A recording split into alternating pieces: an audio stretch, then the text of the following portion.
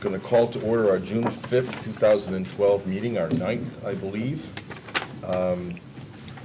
We are streaming live on the web, which we hope to continue doing at least most of the time.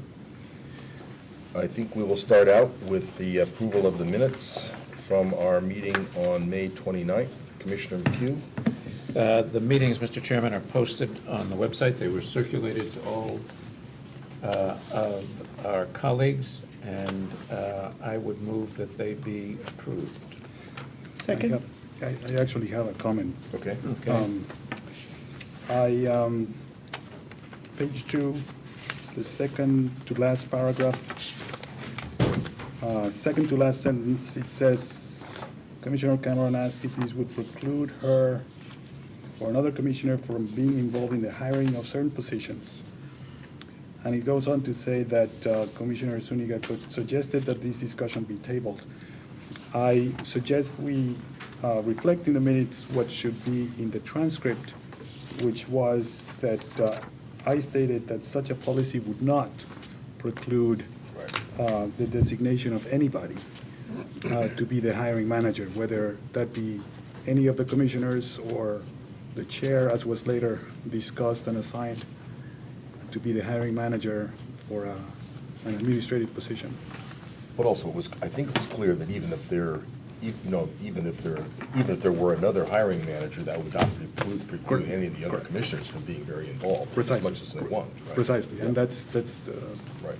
the only extent. It's just a clarification. The way it reads, it makes it seem that It looks like you that didn't her know. comment was overlooked, and it wasn't. Right, good point, I noticed that too. Any other comments on the minutes? Then with the one adjustment that Commissioner Zuniga, all in favor? Aye. Opposed? The ayes have it. Administration, 3A, executive search firm, the search for our acting executive director. Commissioner Zuniga, anything to report? Yes, we are in the period of questions, as reflected in the request for responses. The period of questions comes to an end on tomorrow, June 6th, and the questions have to be posted by June 8th. The answers to those questions. But there's a particular question that we've received two questions. One is very straightforward, I think, but there's one that I think we should discuss today because the next time would be past the response period. And the question has to do with one firm that asked whether the salary for the executive director, permanent, would be in the neighborhood of $125,000, which it's nowhere to be ascertained from the RFP from the solicitation. But it's clear to me that the reason they're asking this question is because that in this industry determines the level of compensation that they will themselves be able to obtain. There's a 30% customary fee for the executive search firm that is dependent on the executive salary that is being searched for.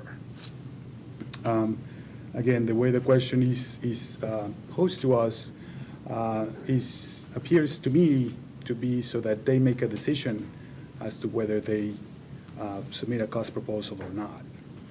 Now, my reason to bringing this up is because we are silent in the level of compensation, and we have made no assumptions as to what that level may be. It may be incumbent upon us to address this silence, especially as it relates to how that factors into responses. Well, we've gone out of our way and taken extra time to make sure we have as broad a net as possible. So I would certainly say that certainly there's not anything about 125, so you can be definitive about that. I think we've talked amongst ourselves many times that we will be competitive with whatever it takes to get the best people, assuming that is in line with comparable positions across the country and in comparable jurisdictions. I think we've pretty much discussed that we pay what the market would appropriately bear. And just for the record and for the public to know, I talked about that with the governor before I took this job and said that, we thought it was going to be important. We understood that our compensation was set by statute, but that we would pay what was appropriate in the marketplace, and he was comfortable with that. So if either, certainly just off the top of my head, certainly saying something very strong to that effect, but also saying that we're not averse to any kind of a compensation structure. It doesn't just have to be a 30% a contingent fee. It could be something else if they felt more comfortable with that. Yeah, there's another section in the RFR where we made that very clear, that that it could be a lump sum, it could be a contingent fee. We're asking respondents to propose how they would like to be compensated. Right. And, that will be one of the criteria for evaluation. So, So why don't we answer the question include that in the answer? they could very well. I just wanted to bring, Is there any, to bring is it there up. any disagreement at all with that, with the way I characterized the? No, I think Right. industry standard, we're going to be competitive is enough information. Right, right. Okay. Okay, clear on that. Anything you can tell from interest as to whether there'll be more than two this time? Yeah, there seems to be additional interest, but, it's hard. We've only got 2 questions. Right. From 2 different people, Right, or 2 okay. different firms. Good. So we shall see. Okay. Anything else on that? So it's closed on June 13th, and Yes. we would make a decision on the firm as quickly as possible thereafter, and then be in the market. That's right. Okay, great. 3B, additional hires. The principal one is this senior administrative person we've talked about. The titles we've used are anything from Director of Administrative Services to Transition Startup Manager. We agreed last time, at the last meeting, that I would be authorized to go forward as the hiring manager, subject to the drafting and eventual approval of a job description. Commissioner Zuniga and I worked on this quite a bit, and I think we completely agree on this general description. The one issue that we talked about at our meeting last time, quite some time, was whether or not this could be an interim position, and you can see that we've said that it's preferred that it be interim, but there's the option that we may have to negotiate with the person if they don't want to do an interim, or if they can't do an interim. And we've made that very clear to all the candidates.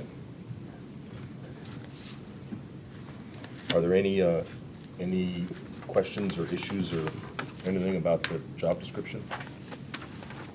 No, I think, Mr. Chairman, that it covers what we need to have done here, and is a thoughtful and comprehensive description of what we need at the moment. Okay, Sooner the better.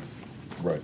I don't think we need a motion. Do we need a motion to adopt this? I don't think so. I Yeah. think that's just a job description. Sort of a consensus of the Have job description. consensus around it, yeah. Okay, great. So we have agreed on some very strong candidates, and we will get moving on those right away. Next is internal gaming commission policies, item 3C. Commissioner Zuniga, do you want to take the ball on this? Sure. I've done a little research on policies that may be available to us in terms of employee handbook,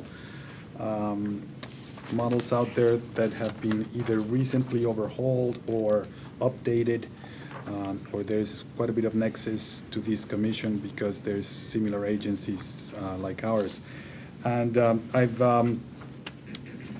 included in the packet just a table of contents of the life sciences, the Mass Technology Collaborative, which organization did what appears to me, after going through their handbook, a holistic and thoughtful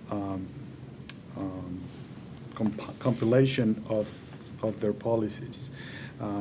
Many of these, or several of these, could be easily adopted by the commission.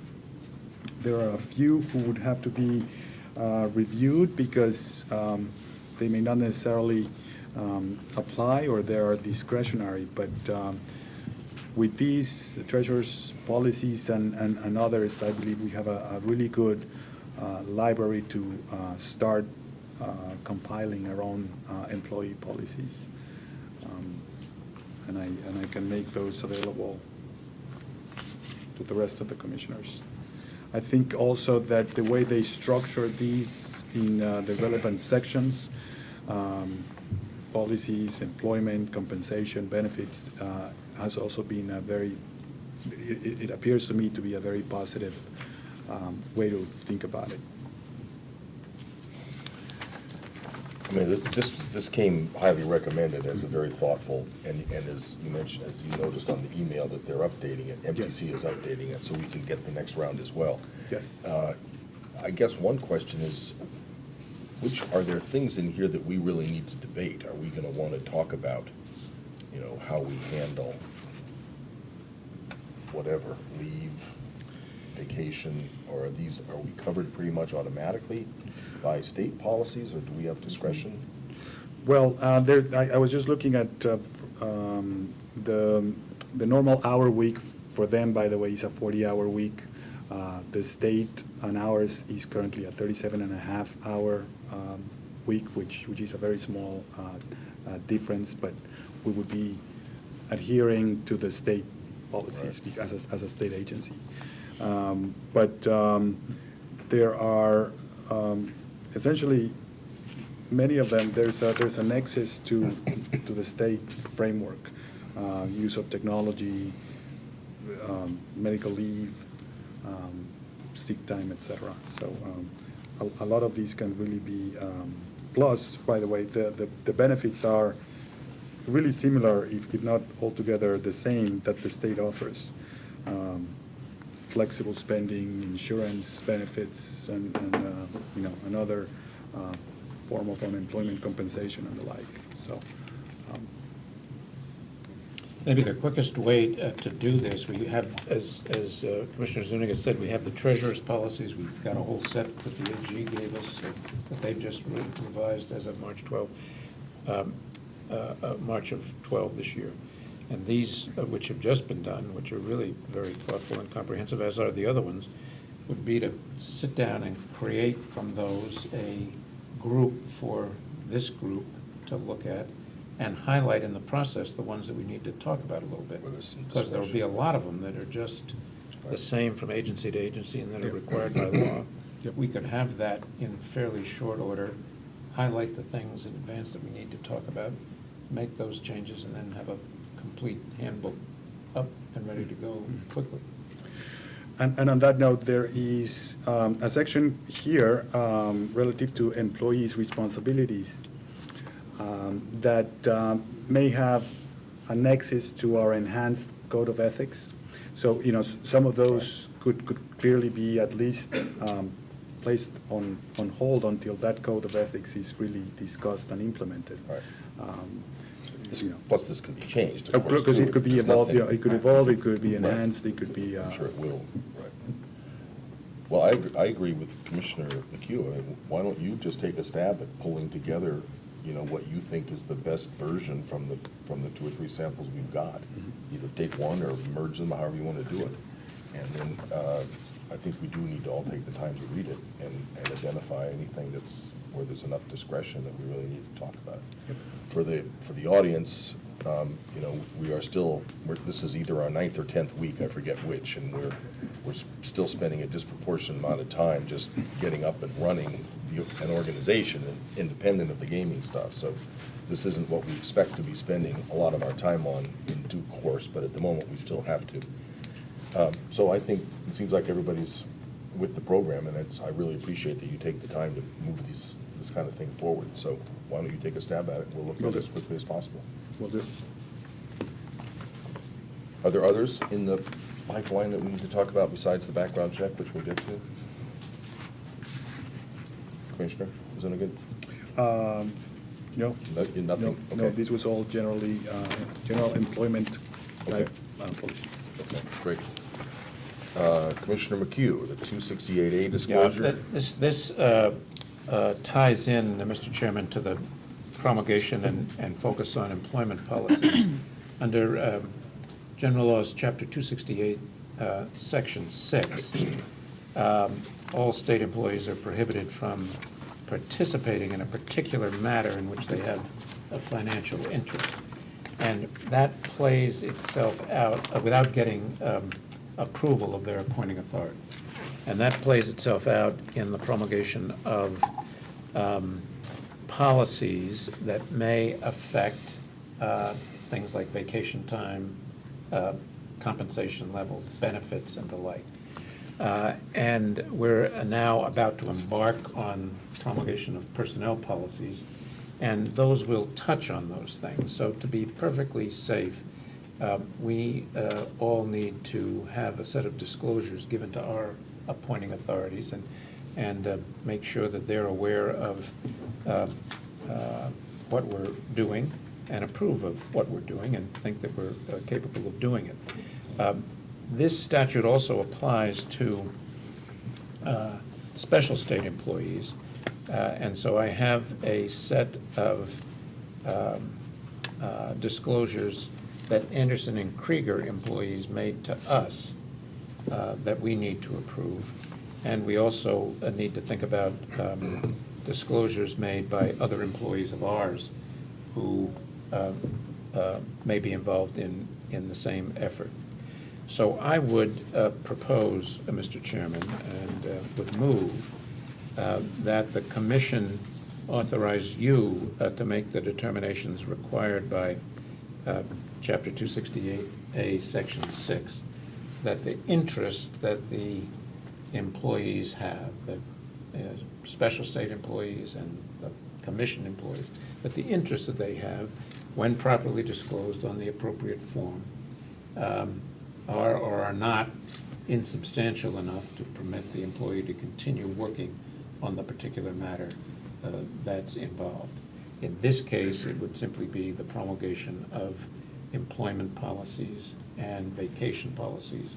And when we get to the code of ethics, the enhanced code of ethics, it may be investment policies that those provisions will govern, and that you be charged with responsibility for making that determination and certifying that you've done so to the employee and to the State Ethics Commission in accordance with the statute. Is there some reason why we shouldn't, so for example, we have this one from Steve Anderson. Right, and that's And- there as a model Right. for all the rest. All the rest from Anderson and Krieger will look the same.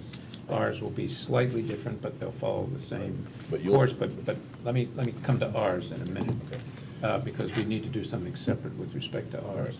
But so your proposal is that for our special employees or employees that I would independently make those judgments? Yes. And I'm wondering, why should those not be commission judgments? It's simply a matter of they could easily be commission judgments, but it's a matter of efficiency.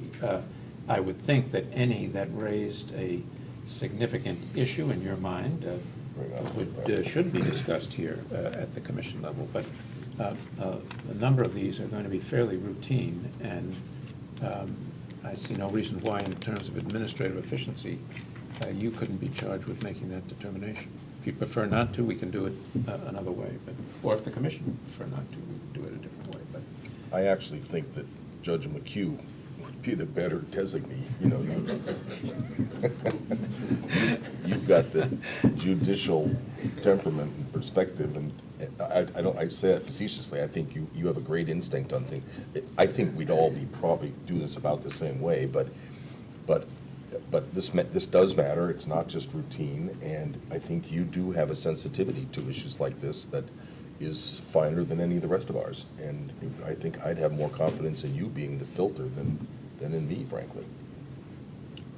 well, I disavow any particular expertise, but I'll be governed by the commission's disposition.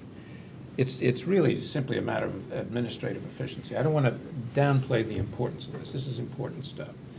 And we obviously are taking it seriously, but some issues are going to be more complicated than others, and we'll need to discuss them. There's nobody else really to do vacation policies except us, and we need some help to do vacation policies. And so those kinds of things, it seems to me, are reasonably straightforward, and we can make an assessment, and one of us can make an assessment and act for the commission and ought to as a mechanism for administrative efficiency. So, But there's a two-step process, for not talking about our own now. Our own is a little bit different, but just talking about outside, our own employees and people like our consultants. There is both the real substance of whether or not there is a perceived conflict in the way the person perceives that, but then there's also an appearance issue, as we talk about with everything else. And, I think it does make sense to designate one person. I think you'd be the best person to do it. And you'll be sensitive to when there anything that's a big enough deal, we should bring it to the commission. all right. Does anybody? I concur with the chair, concur with his punting. And Commissioner McHugh, I do think that we all look to you in matters of, Like this, yeah. All right, then we need a motion to that effect. Okay. Which I'm not going to make. I will move because I also concur with Commissioner Cameron and the chair that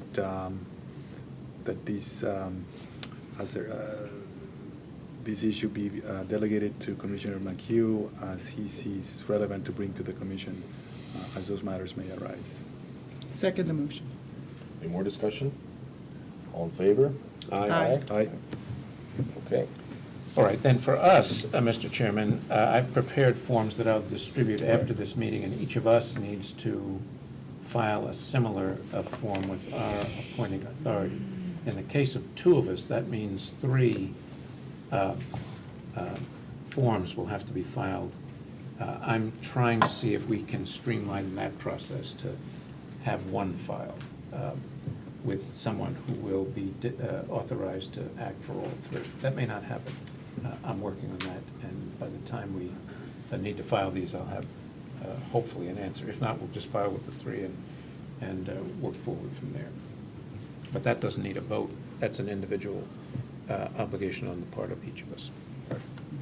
And again, just for the public to know, we're going to be writing our own benefits policies. We're going to be talking about, our vacation schedules and stuff like that. And there is, in order to make sure that everything is appropriate, there's an obligation that if you're doing something which affects your own particular interests, that you need to reveal that to your appointing authority. And since our appointing authorities are all these different appointing authorities, we'll be telling the governor and the treasurer and so forth, so that somebody is watching out to make sure that we do the proper objective job in writing our own benefits packages. And those benefits packages really are going to be part of the overall employment policies. Right. The point is, we inevitably benefit from the employment policies we promulgate for everybody, and are governed by those policies. Right. Benefits and detriments, but, Right. yeah. Okay, that's great. Okay, 3E, background checks, standards and process. A couple of things on this. First of all, we have made clear for a long time that we will require background checks of all employees. We have added to that now that we will also not announce any employees until those background checks are completed, successfully completed. But number one, I just wanted to reiterate so that everybody knows this has been our policy, I think, almost since we first began, with the addition now of not announcing any names in advance. We've also asked Commissioner Cameron, because of her law enforcement experience, to take the lead on looking into what are best practices across the country at other law enforcement agencies, at other regulatory agencies, gambling regulatory agencies, because there are oftentimes there is tiering, that some levels of employees get one kind of check, other levels, much more junior people, get a different kind of check. And I think she is in the midst still of talking with our consultants and doing a lot of research on that. And within the next week or two, we'll come back with a proposal that will suggest what level of tiering, if any, there should be. Until we come up with a tiering, do we have a 1 or 2? We have worked We have with one, just one using the standard one right now. standard, And right. and a separate standard for our consultants, so it was a Right. corporate background Right. investigation. Okay.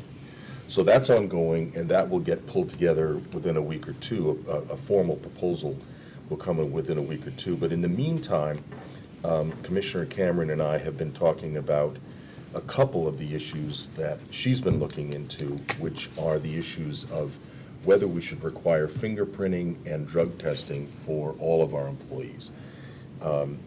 I have come to the conclusion that although that is not necessarily standard operating procedures at a lot of similar kinds of areas, that jurisdictions, that given the kinds of impressions that we want to make about the work we're doing, that I think it's my instinct that we should require fingerprinting and drug testing of all of our employees at every level.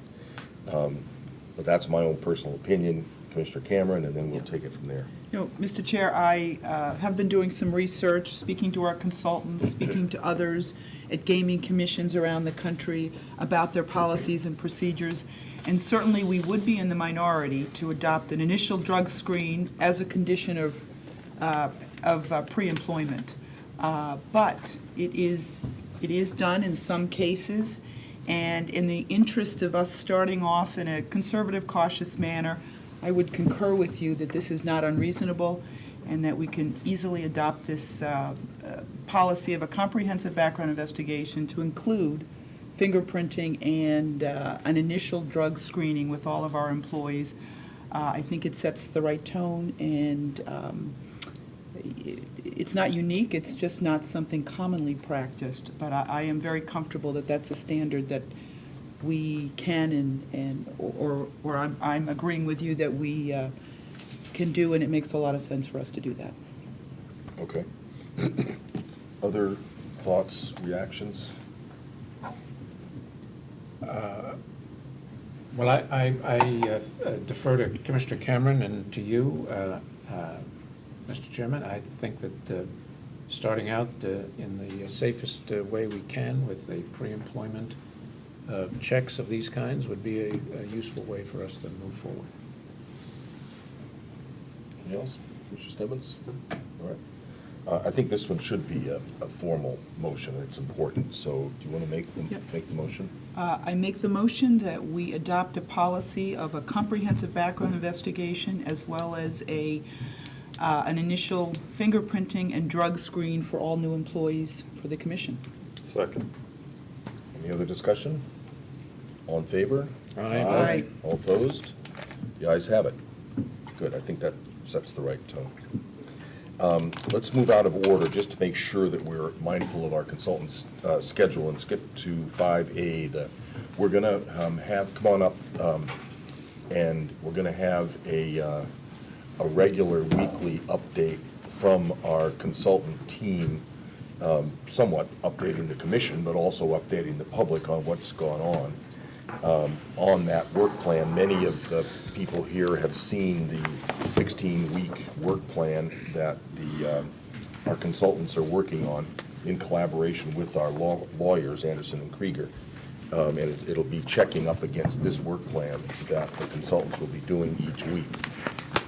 We have discussed amongst ourselves, Kathy, that Jim has kind of, even though I'm technically the project manager, it's me or my designee, and it makes sense at this stage of the game to have Jim sort of continue to be the main contact. When we get some more staff, we'll move a staff person into this role, but as you're going through your updating process, Jim's going to be the main point of contact and bring other people into the mix. Commissioner McHugh, when there's a need to do that. Why don't you introduce yourselves and then take it from there. Thank you, Chairman. Commissioners, I'm Kathleen O'Toole. I'm joined by Mr. Fred Gushin today, and we'll provide an update on the activity of the consultants for this past week. With your permission, we'll give a brief overview, and then, of course, both be available for your questions. Great. So this week, the team focused on the following activities. First, identifying regulations needed for the request for application Phase 1 process.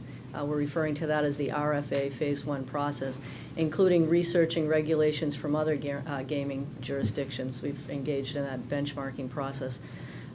We've also been continuing to advance the planning and refine the timeline around the RFA Phase 1 and related regulations. We've been drafting the public notice seeking comment on the proposed bifurcation of the RFA process. In fact, that has been submitted to the Commission for consideration. We've been reviewing multi-jurisdictional background forms and determining Massachusetts-specific adjustments that may be required. We've been assessing the RFA Phase 1 investigations and enforcement bureau staffing requirements and options that will be required to conduct those investigations. We've been documenting and providing best practices commentary around requirements set forth by the Act, including first, scope of licensing, second, mandatory hires, third, revenue sources, and fourth, the hearings and appeals process. Next, we've been identifying the agencies requiring MOUs. Also, we've scheduled and we've participated in some initial meetings to understand the Massachusetts administrative processes, including HR, IT, finance. Mr. Gushin has spent the past 2 days in town meeting with representatives of the Commission, but also representatives of other state organizations that are responsible for those functions. We've been developing recommendations relating to near-term hires. And finally, we continue to work with Anderson & Krieger, the law firm, to integrate the legal interpretations with the consultant recommendations. I must say that those discussions have been extremely productive and helpful. I think the checks and balances, are important, and they've been very productive. Deliverables this week have included the consultant comments on the Gaming Act. The consultants work to break down the Act and provide comments and interpretation of different aspects of the Act. We've delivered those comments to Anderson & Krieger for inclusion in their comments repository. In addition, we have submitted to you the public notice seeking comment, the draft of the public notice seeking comment on the proposed bifurcation of the RFA process. Finally, other deliverables that are in the final review stages. Some of them are with the law firm at this point, and we should have them to you within the next few days, are the draft list of regulations needed for the RFA Phase 1 process, draft memo detailing the recommended near-term hires, and the draft memo detailing scope of licensing statute requirements and best practices followed by model jurisdictions. So that sums up the week of work. I have to say the consultants have been busy, lots of phone call exchanges and document exchanges, but there certainly is momentum in the process. Great. Any questions? Just for clarity, for people watching, we've talked about an RFP process, we've talked about an RFQ process, and we're now talking about an RFA process. But we were talking about the RFPs, the request for proposal, which we would put out to invite people to apply to become applicants, and in the legislation for a license. In the legislation, the word applicant appears a lot as kind of the way bidders are referred to. Then we talked about an RFQ, which was going to be the first phase of that RFP process, which was going to pre-qualify applicants by detect against probably their financial wherewithal and their integrity and character. Now, I think the consultants have said to simplify this, let's call it an RFA, a request for applications. Phase 1 will be this pre-qualification. RFA 1 will be the pre-qualification. RFA 2, if people get through the pre-qualification, if applicants get through the pre-qualification, applicants will then be able to put together their full-blown proposals around a specific site, right? Just so everybody, I've got it right? Yes. Okay, that's helpful, thank you. You talked about near-term hires. where in the pipeline are you on that as to, and also just sort of, one thing we did even before anybody started, Janice and I accumulated org charts from a bunch of other regulatory agencies, just so we could begin to see what we were likely to need. So where are you on the near-term hires, and where might you be in the proposed org chart process? Well, I'll comment first, and then I'll hand off to Mr. Gushin, but we will have to you within the next few days our memo that outlines the recommendation for near-term Okay, great. hires. In fact, just so you understand the process that we're undertaking to ensure that there are checks and balances in the system and all, we have the two consulting groups, Spectrum Gaming and Michael and Carroll. We also have the law firm, Anderson and Krieger, and we're trying to keep the process as efficient as possible. But typically, one of the consulting groups develops the first draft, sends it to the second consulting group for the sanity check for additional input, and then we send it off to the law firm to ensure that they do the appropriate legal review. So, it takes an extra day or two for that, but in the end, I think the product is much more robust and much more valuable. So I'll turn it over to Mr. Gushin to talk in particular about that piece of work and where it stands, but you will be receiving the memo within the next day or two. Great.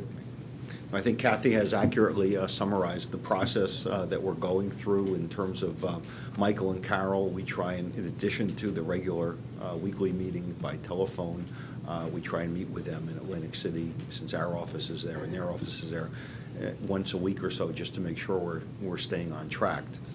And we're certainly available at any time. On the near-term hires, this memo will address what we believe, the collective we, Right. to be the hires that should be considered by the commission over the course of the next 3 or 4 months. That will then be overlaid to a broader table of organization, which we're working on and we're getting input.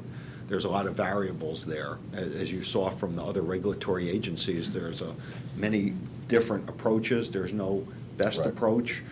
But it really depends on your statutory mandate, and just for example, your statute requires a presence in the casino, a full-time presence in the casino. That can be effectuated a number of different ways, through inspectors, through gaming agents, through police, or some combination thereof. Each of those options, in that example, would have budgetary implications, so we need to evaluate, what best meets both the regulatory and law enforcement needs, so that the commission can carry out its statutory functions. And the way we believe we'll be proposing it, there's some options, so ultimately the commission can make a determination ultimately as to what best meets your statutory and practical needs. And this is a changing area. Our general recommendation and what we will apply here, and I strongly recommend it, is start off strong. You can always relax down the road, but In the start off. intensity of regulation you're talking about. Yes, Yeah, yeah, exactly, and the staffing and everything, and then you can always modify that down the road based on facts and circumstances as they evolve. Right. Do you envision that the recommendations or the options you present will have financial projections attached to them? Yes, they should, because that's clearly a viable Right. factor to be considered. Indiana has just removed the state police last year from a lot of the operational functions because of budgetary constraints. Other states have adopted, hybrid systems. So I think we need to present these options so that ultimately you can make the decisions, and in making that decision, you have to assess the financial implications. And the compensation levels of the individuals you might suggest, is that ranges, will that be in there too? In the table of organization Yeah. and budget, yes, and Yeah, well, Mr. Bowman is meeting with Human Resources. We wanted to establish links with the different agencies, as Kathy mentioned, Right. and I must say the agencies have been extremely, cooperative, and they were just so generous in offering their assistance, which we really appreciate. And there'll be a series of meetings which will take place. The positions for the commission have to be classified, and then once they agree and it goes through that bureaucratic process, we can attach what those budgetary numbers actually are. That's great. Yeah. There, the senior-most position, the executive director we've already talked about, but I would assume probably also some of the other, the CFO, the senior-most licensing or enforcement person. General counsel. General counsel. I mean, Yes. some of these may or may not be consistent, may not be able to match, we may not be able to get the people we want at levels that are in our normal state system. So you're not just going to adopt what the state says and say, this is what we're stuck with. You're going to, No, we will give you Balance. our input. I mean, Okay. you know, in New Jersey, the director of gaming enforcement is an assistant attorney general, and that is governed, you know, by the parameters. In the Nevada Gaming Control Board, they are falling within certain statutory parameters. Pennsylvania's a different situation. Their salaries are a little higher than most of the rest of the country. We just did Ohio, and we were constrained by the budgetary constraints that state government sometimes, you know, requires. So we will make recommendations, but I don't think they can be made in a vacuum. But if there's a Right. consensus, which I heard earlier, that you want to get the best people at a competitive price, that makes that process, you know, more viable in attracting, you know, national candidates. I have a question relative to the RFA, or rather, the draft list of regulations for the RFA. Is that envisioned as this first phase that we were talking about at some point, the RFQ? I want to call it RFA RFA. 1. RFA 1. And, you know, you can give us an idea of those regulations and that timeframe. I know it's forthcoming, but. Well, I speak to think a that little. has to be a top priority, because the process can't be opened until the regulations are in place, until the applications are approved, until there's a game plan to implement the scope of licensing. It sounds so easy, who has to file, but we've been through this in so many different jurisdictions. We might have a view, your staff, once hired, your general counsel may have a view, the industry who has to file the applications may have a different view, and those types of issues ultimately are, declaratory rulings are filed, and the commission will have to make a determination. Everybody will live by those determinations. But that's a natural process that's going to take place prior to the applications being filed. We had these similar issues just, you know, several months ago in Ohio and some of the other jurisdictions we worked in. Everybody has a right to be heard during that process, and ultimately these are commission calls based on the statutory sections that are relevant. And as it relates to the regulations, the criteria, the statute is broad and has certain clear criteria there, but the regulations will implement the statutory language. And again, there's a process for adopting regulations where everybody can be heard, comments can be secured, and by the time the process starts, those elements have to be in place. It's critical that those elements be in place. It's not as critical at this point in time to have the minimum internal control procedures for operations. That can go down the road, but there are critical regulations that need to be in place. I think the timing of the RFA process is our number one priority at this point. We dedicated a good deal of time to that on our call last week with Anderson and Krieger, and I expect that we'll dedicate a good deal of time to to that again this week. But you will be getting the draft list of regulations needed for the RFA 1 process within the next day to 2 days. Do you have a place in the work plan now for when RFA 1 would be issued? Well, that's the timing of all of that. Which you're still working on. Subject to the Right, date. yeah, it's Oh, all right. subject to it, and further discussion with the commission. Okay. I mean, the timing issue is the only outstanding issue right now, because we want to make sure that that all of the statutory requirements are met, and then there'll be some discretion on the part of the commission. Okay. Well, we're certainly, you know, you've heard, you know, there is tremendous interest in people for whom this issue's been kicking around for a long, long time. as well as people who want to get jobs generated and want to get money generated. So, and we are walking the line, as you've heard us talk about, between deliberation and decisiveness, but we, on an issue like this, there's making sure that we move as quickly as we can on doing the paperwork and getting through the bureaucratic system, I think is a priority. I'm sure I speak for everybody, but we would like, that really shows people finally after 10 years that this is for real. When RFA 1 is on the street, that's really a big moment, so we're anxious to get that going. Yeah, we've received that message loudly and clearly from the commission, so the consultants are committed to making it happen as soon as possible. It's just a matter of working with the law firm to ensure that all the proper legal boxes are ticked. Right, right, and I'm, just to be clear, I'm not suggesting for a moment that they not be, Right, no, I merely that understand. as quickly as we can. Yes. Who did you meet with some of the state personnel today? Well, yesterday we met with the ITD, Right. and we also met with the controller. And today, Marty- John Bowman is. Marty Benison, the Yes. city controller, yeah. And Mr. Bowman is meeting with the Human Resources Division today while this meeting is taking place. And the discussions were excellent. We were very happy and very, we thought they were really there to help us. We've been in Great. other jurisdictions where that is not Well, that's- necessarily the case. That's great to hear. I'll pass that along, because that's a very important. No, very impressive piece of group. feedback, yeah. Marty Benison in particular is a really, really special public servant, so I'm glad to hear you say that. If ever that changes, let us know and we'll help, but I'm pleased to hear that people have been here to help. Mr. Bowman just joined. Oh, the- Mr. Bowman. Welcome. Who was it that you were meeting with today? I was meeting with Human Resources today, Which people? the Human Resource Department, Marty Benson. No, it was yesterday. How is this?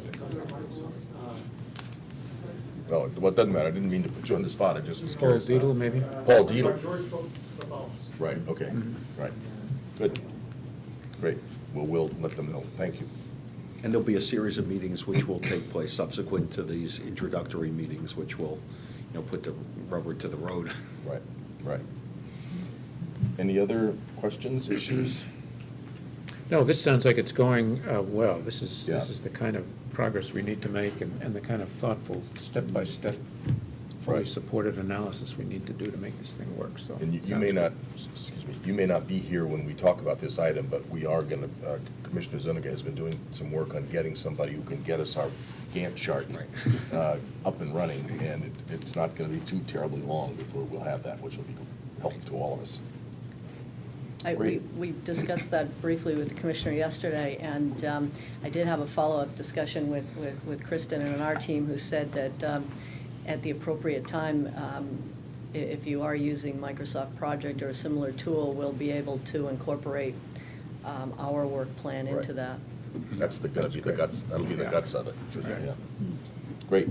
Thank you very much. Thank you Appreciate both your very much. coming. Thank you. Thank you.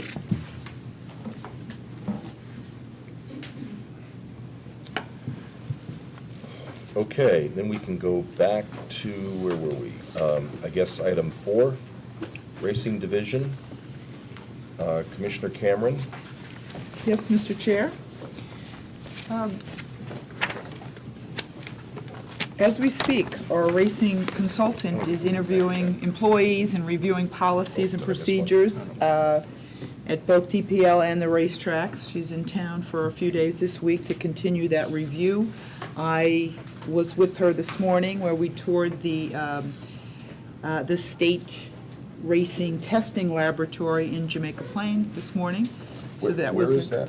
It's a UMass building. It's off of Washington Street in Jamaica Plains, I It's right think. right across Forest Hill Station. Oh, really? On the Arboretum. Right. It's with the overpass really? of 203. And is it just State Racing Commission testing? Is that? there's No, other it's things? the entire building is a laboratory building. UMass, all of their testing facilities are there, and presently we rent a smaller laboratory for all of the samples that are tested after every race in both racetracks. So we learned about the procedure and were able to ask a lot of questions, and again, it is our It is our view of the world that we would love to implement best practices in racing, and this is the perfect opportunity to explore what is happening now and have some time during the racing season to evaluate and be prepared to make recommendations as need be by the end of racing season this year. So all of that is working well. Our transition will be complete by the end of the racing season this year. And in conjunction with the operations that are happening as we speak, and our review of the operations, I know Commissioner McHugh is going to brief us on some of the procedures for adapting permanent regulations. We've adapted temporary regulations so that this transition will be efficient and legal, but that will be the second part of this brief. And again, just to remind any public who are watching, we were mandated to take over what was called the State Racing Commission on May 20th, I think. Yes, May 20th. And we did. And basically, what we have decided to do is just leave the operations in place as they are. And through this racing, so the racing season's already on, we didn't want to try to intervene in a bunch of stuff. We are having a consultant take a look over the course of the next few weeks and months.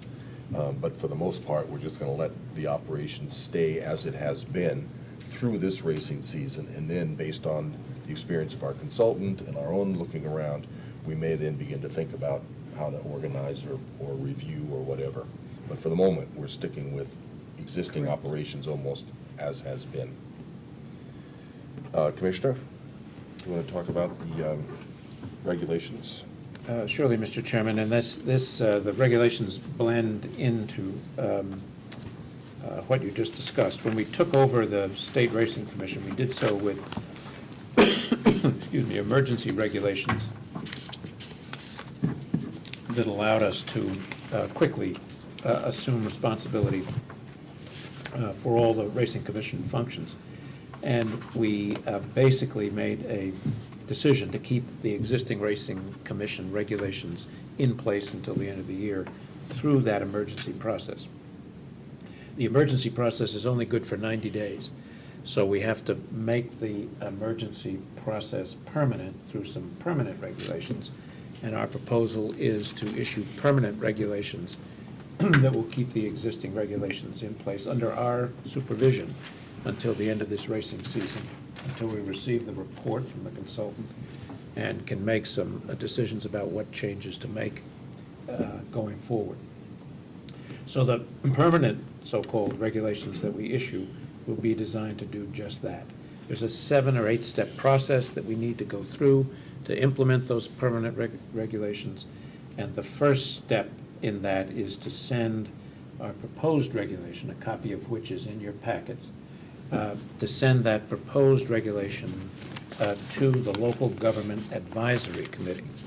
The Local Government Advisory Committee is a body that was created by statute, consists of about 40 people, most of whom are appointed by the governor from recommendations made by the Mass Municipal Association. And basically, its function is to take a look at all changes to regulations and statutes and look at their potential impact on local governments. And that's sort of the first step. It's an advisory body, and once we give notice of these proposed regulations to them, they take a look at it, make any comments to us and to others about any impact that these proposed regulations will have on local governments, and then we move on to the next step.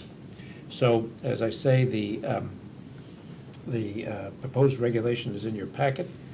We've drafted a notice to send to the Local Government Advisory Committee, and so I'd now move that the Commission proceed with the promulgation of regulations on or before August 17, 2012, which is the 90-day deadline, to provide for the orderly transition of the regulation of the horse racing, harness racing, and all of the other functions that the State Racing Commission oversaw from the State Racing Commission to the Gaming Commission in substantially the form that the Commission promulgated emergency regulations on May 17. And that we authorize, that the Commission authorized Commissioner Cameron to to take all the necessary actions to proceed with the public notice and hearing process, including without limitation the filing of the attached notice, which is, as I say, part of your packets, to the Local Government Advisory Commission.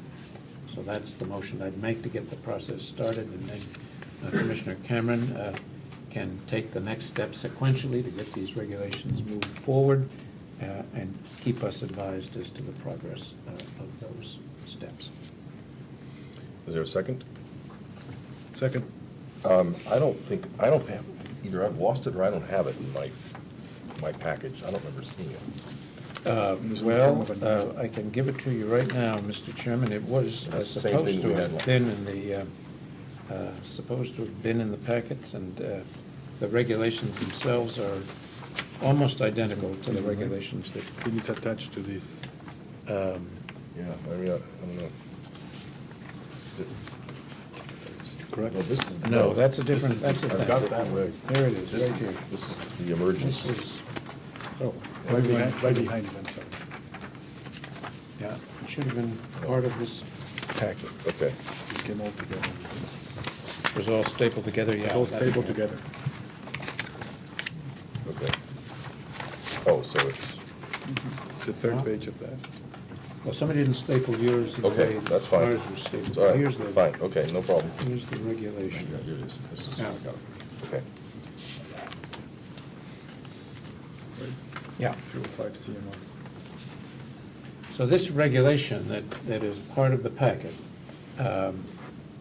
is almost identical to the emergency regulation that we promulgated to take over the State Racing Commission functions. The only difference between that regulation and this regulation is that we remove some broad and open-ended language that referred to other statutes without naming what the other statutes were. And in this regulation, we've taken out that broad language so that all members of the public and all those who are affected by this regulation will know exactly where it comes from, what it's based on, and what it does. And we don't need that extra broader language. Otherwise, this is exactly the same as the regulation we issued before. Great. Any discussion? You happy? I concur with Commissioner McHugh. I've spoken to our attorneys regarding this matter. I concur that this is the best strategy to take moving forward. So I'm pleased to have the help with this portion of it. Commissioner McHugh has been very forthcoming with help on the legal issues, and yes, this is something I approve of, Mr. Okay, Chair. Great. So the emergency regs last for 90 days. I assume the process for getting the permanent regs fits comfortably within that. Yes, Yeah, obviously. Mr. Chairman, that's why we're starting now, Okay. and we're leaving ourselves plenty of time for if there is any comment during the comment period, if there are any contingencies or things that people think that need to be done and need to be changed, even on a temporary/permanent basis. We'll have time to absorb them, we'll have time to make those changes, we'll have time to discuss them at one or more of our meetings. And so this is a schedule that's designed with a lot of time and in it for thoughtful deliberation to the extent we need it. Okay. And the commission, the advisory body that reviews this is a pre-existing one that already exists. Yes, Set up for the State Racing Commission, right? No, it's not for the State Racing Commission. It's It's for every a regulation. broad body that looks at all regulatory changes, at many statutory changes, and vets those changes and makes reports to the governor and to others as to their impact on local government. It's a piece of state legislation that is designed to help local governments assess the impact of broad state regulatory measures on local government. And so the members of that commission are, as I say, nominated by the Mass Municipal Association. They typically are select people and mayors and town clerks and others who have an intimate knowledge of local government and who can assess regulations with the particular view of local government in mind. So that's a clearinghouse, if you will, Right. for That's a good idea. regulations. Great. Okay, any more discussion on the motion? All in favor, say aye. Aye. All opposed? The ayes have it. We skipped over the field trips, but don't forget them. Those are being scheduled. Our chief of staff is called out to the tracks for dates, and I know that's a work in progress. Great. Thank you. All right, we did 5A, let's go to 5B. Commissioner McHugh, do you want to talk about the report on the meeting that we had? 5B. The meeting with government agencies, DOT and so forth? Yes, Mr. Chairman. One of the things that we need to think about and have begun to think about is what happens after a license is issued. There are a whole range of permitting issues that are going to arise once we issue a license.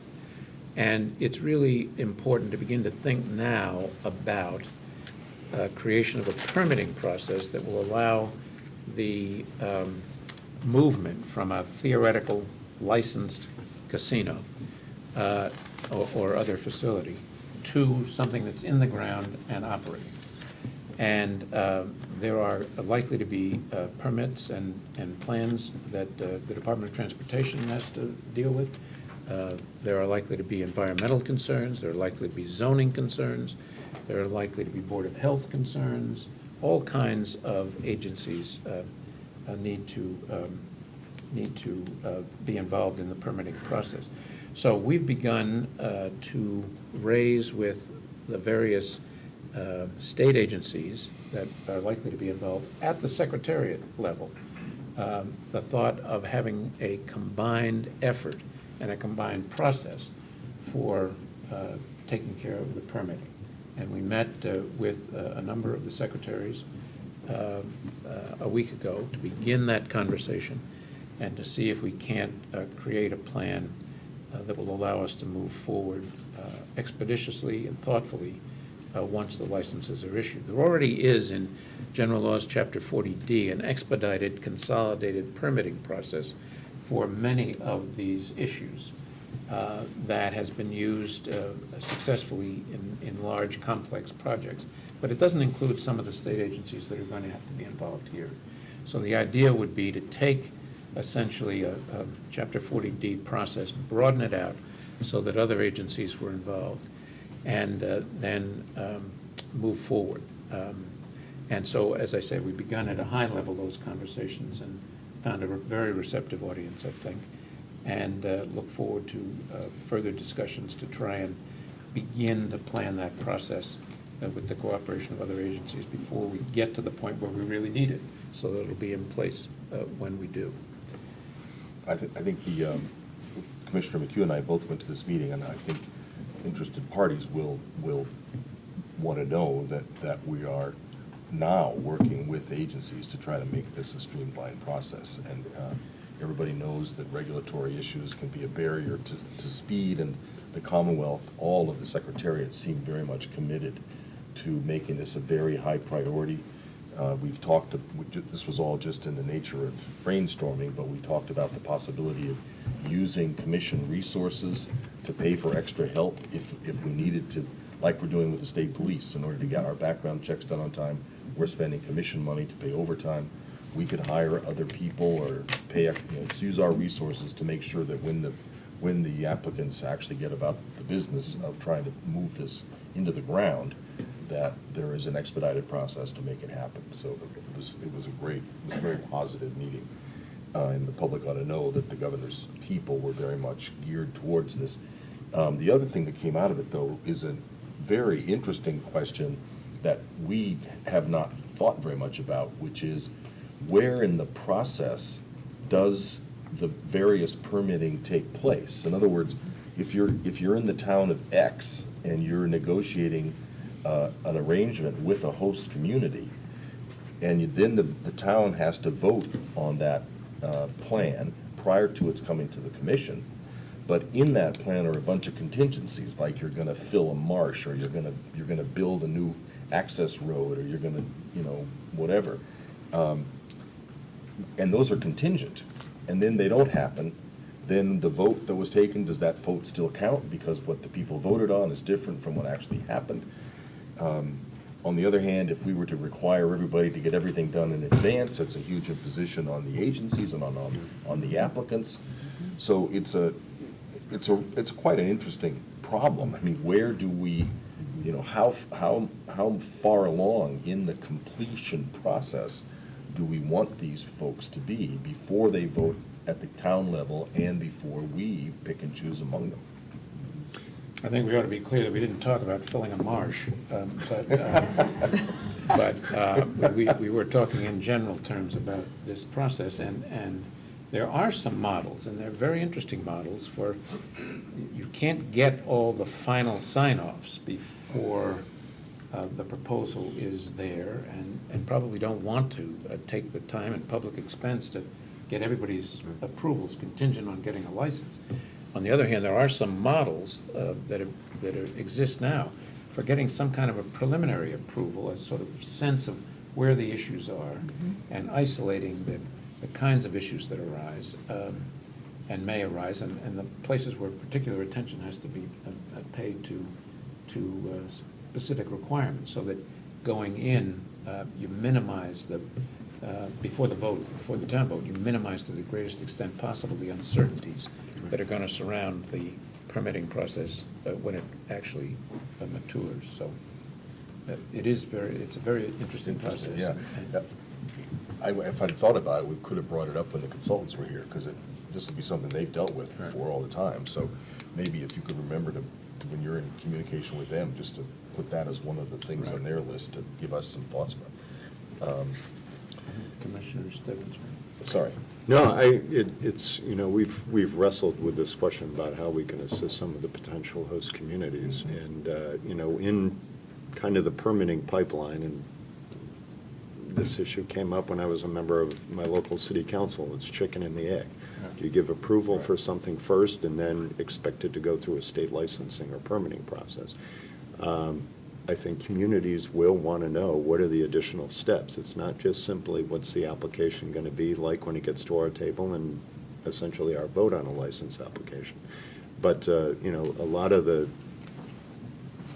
permitting pieces definitely have benchmarks or size of projects that trigger certain levels of review. And I think being able to share that with local communities so they're aware of it, it's part of the presentation or the discussion with the local host community. I said, yes, we may vote on this, but please know that there are these subsequent steps. That type of education piece, when we meet with the Collins Center again, might be something to have them help us intervene with.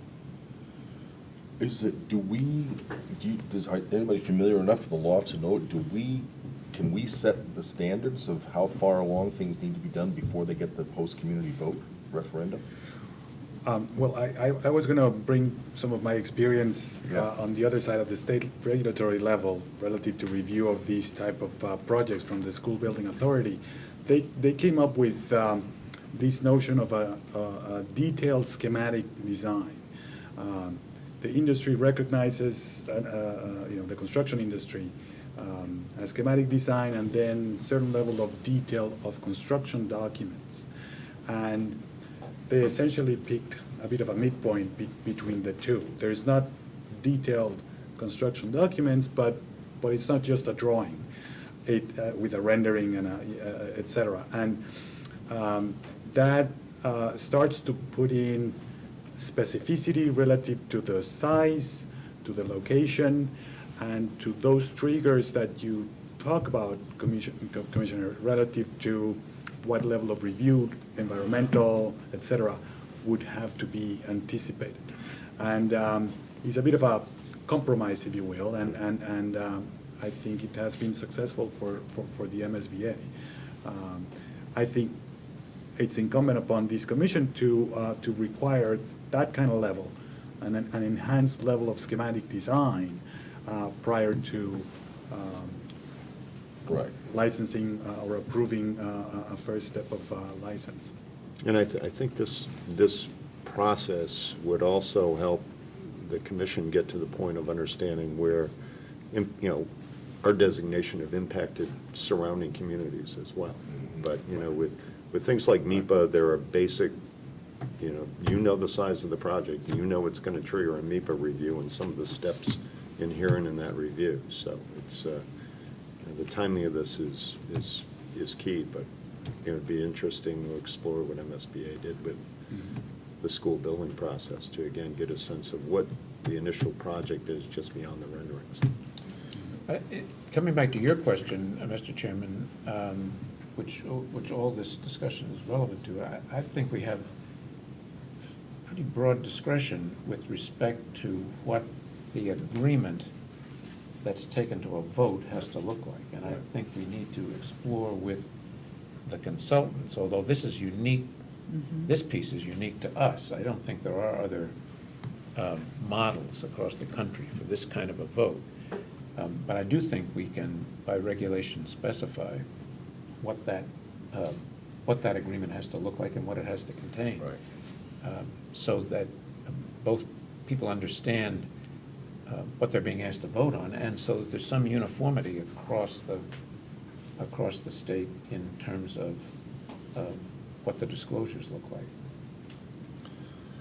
Well, it's really interesting. So this might be something we could talk about at our community mitigation. There'll be a lot of people at our November, whichever one it is, 19th, I guess, 18th, or June 18th, who will have thoughts about this, and also the Collins Center will talk about them too. But it's really quite an interesting project and an issue that I hadn't even really thought about. But at least it's nice to know that two of us do know something about this. Okay, I did hear back from Secretary Rich Davey of Mass DOT, who had actually convened this meeting of all these secretaries. He called me yesterday and with a response, which I haven't gotten yet, but I will follow up on that.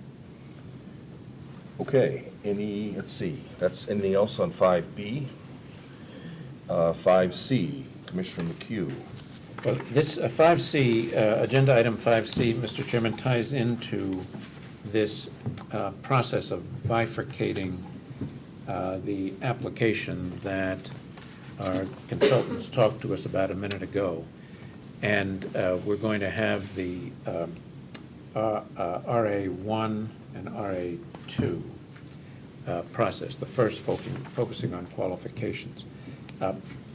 And they thought that the appropriate way to begin that process was to send out to all interested parties, post on our website, a notice of an intent to promulgate rules, so that before we get into the drafting process, before we get into the process of going into detail, we can solicit comments from across the state, from all those who may be affected by this, who may be interested in it, in the general idea that we proposed, so that we can pick up some thoughts, so that we can think about things that perhaps we haven't thought about, so that we can begin the drafting process with as full a range of thoughts and feedback from interested parties as is possible. So in your packet, I hope, is a draft notice of proposed rulemaking. This is used very often at the federal level, not so often at the state level, but the model's the same, in which we generally ask people to comment on our proposed division of the qualifications from the substance, and ask questions including but not limited to these: whether the proposed two-phase regulatory approach will best serve the interests of the Commonwealth, its cities and towns, the regulated communities, and the public, what considerations the Commission should take into account in developing the proposed regulations, whether the proposed regulations will either save costs or incur more costs, and whether the proposed regulations will either save time or require more time in the context of the overall casino licensing process. We have some views of our own on those issues, but this is designed to test our views against those of the general public and other interested parties. And the comments are not limited to that, but those are some suggested topics we'd like to hear about. So this letter, if we approve this process, and I have a motion and a second to see whether we will, this letter would be distributed broadly, posted, and distributed in a way that it's designed to get it into the hands of people who could provide us with some helpful information. Comments, questions? Just a quick question with respect to timeline. How long does this notice need to be out? This is not a statutory or regulatory device, Commissioner, so we can have it out there as long as we want. That space is blank there. I think if we left it out for 4 to 6 weeks, 4 weeks perhaps, but that'd be ample time and would not interfere with the progress of the consultant's rulemaking and regulation suggestions. So leave it out there for a month. Because they could go ahead and be drafting, right, as comments come in. Absolutely, and they could continue to create the plan and moving forward as this is out there for comments. I think it's an excellent idea. I think it really, kind of it's a way of communicating what our proposed intentions are, and it really does clarify the process and ask questions that are related to this two-stage process. So I think it's very well thought out and a very good idea for us to do something along these lines. I agree. Would it be useful to add another question, which might be, do you have other suggestions for ways to expedite the RFA process? Surely, we can. Just an open-ended request for ideas. Sure. I think that'd be helpful and would indicate that these really are suggestions and not the limited, and don't define the parameters of the commission's interest. Right. I have a question. I agree with the intention. I wonder, though, is comments solicited to be made in writing or envisioned to be some kind of a public forum or anything like that? Is there any thought relative to that? I would welcome hearing what your thoughts are, Commissioner. I think, well, I don't think I know, this was drafted with the expectation that the notice would go out and then we'd get written comments from interested parties, and we'd create a file of written comments, and they'd be available for all of us to look at. There are other ways to do this, or additional ways. I think that's a useful way to do it no matter what we do. Because I think there may be people from outside the Massachusetts borders who might be interested in saying something about this. But we could also have the forum hearings, I suppose, if we wanted to do that.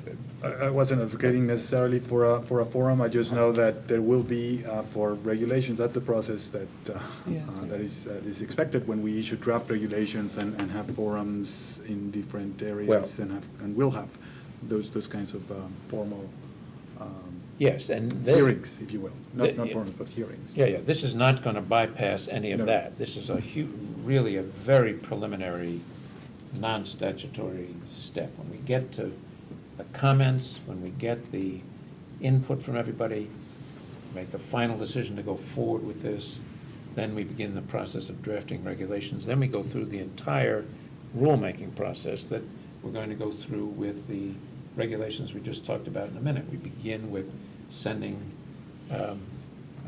proposed regulations to the commission that I just described, and then we have hearings, and then we have a variety of other steps to go through. So this is just to get ideas and anticipates that we'll do all of these other things as we go forward. I think the written comments is the appropriate measure at this time with this preliminary measure.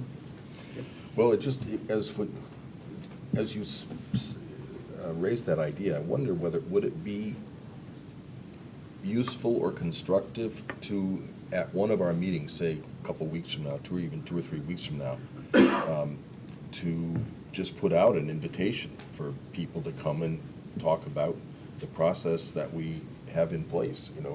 Are we you know, there's been criticism that we're not moving quickly enough. Maybe people have ideas. There's been, you know, there's been talk at the trade shows about expediting the licensing and so forth. Is there a, would it be a good idea for us to just invite anybody who wants to come and talk about the process, give us their ideas? I think it would be most helpful to us, Mr. Chairman, and perhaps to those who might think about coming, if we refined somewhat the nature of what we were looking to hear about. If we just put out a broad invitation, it seems to me that we would not be helping either those who might want to talk to us or ourselves think through what we really are trying to get at. So we could certainly think about that and then discuss that at another meeting Or maybe with talk, respect to. maybe talk, because there are people in Massachusetts who, and plan to, well, there are interested parties who think maybe we're not moving quickly enough, and maybe they have some ideas on what could be done. That's maybe an invitation to them to come talk to us is constructive. There are applicants, prospects, who know this industry and who are beginning to learn what we're doing, and they might have comments. And then there's just the industry as a whole that is watching Massachusetts, and there are lots of people around who might. So maybe we could sort of test market the idea with our consultants. You know, Michael and Carol and Spectrum are as well plugged into the industry as anybody, and just see what people think. I think there's a benefit just in inviting people to talk. Never mind, there may be a benefit in the substance of what they talk about. I would only caution that. This was your idea. I know, no, I just wanted to clarify, by the way, so that people understood. I would only caution that inviting comments where there is not necessarily a good understanding of what we're inviting the comments on, this is Same point essentially Jim the made. same point you're making. You know, would delay that process, you know. Yeah. Would not be perhaps the original intention. Well, I agree with Commissioner McHugh on that, and you on that point. But it seems to me it's worth thinking about, and maybe it's worth talking about with our communications director, and it's worth talking about with our consultants and see. I don't want to just do it for the sake of doing it, but if it was important for people to have an opportunity to speak up, it might be worth trying. So let's talk about it a little bit and see what we come up with. Okay. Just a quick note, should we be asking for our interested parties, if they're submitting comments, to provide us with their name, their contact information, their email? I just don't want us getting flooded by people who are just flooding us with comments but aren't willing to Say who they are. say who they are, put their information in. Only as, you know, we're trying to build a database of people that we want to be in touch with, notify about further hearings. I think that's an excellent suggestion. We could put that at the end, and we should do that.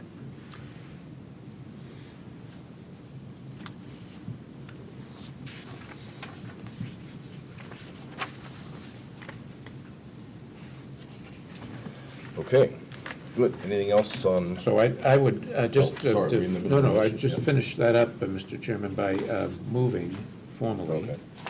that, because this is the first step, really, in that overall process, even though it's an informal step, it's appropriate, I think, to move that the commission authorize you, the chair, to issue and distribute an advance notice seeking public comment on the commission's plan to proceed with a bifurcated regulatory process under Chapter 23K to allow for the determination of the background qualifications and suitability of applicants for casino licenses in advance of determining an applicant's entire application.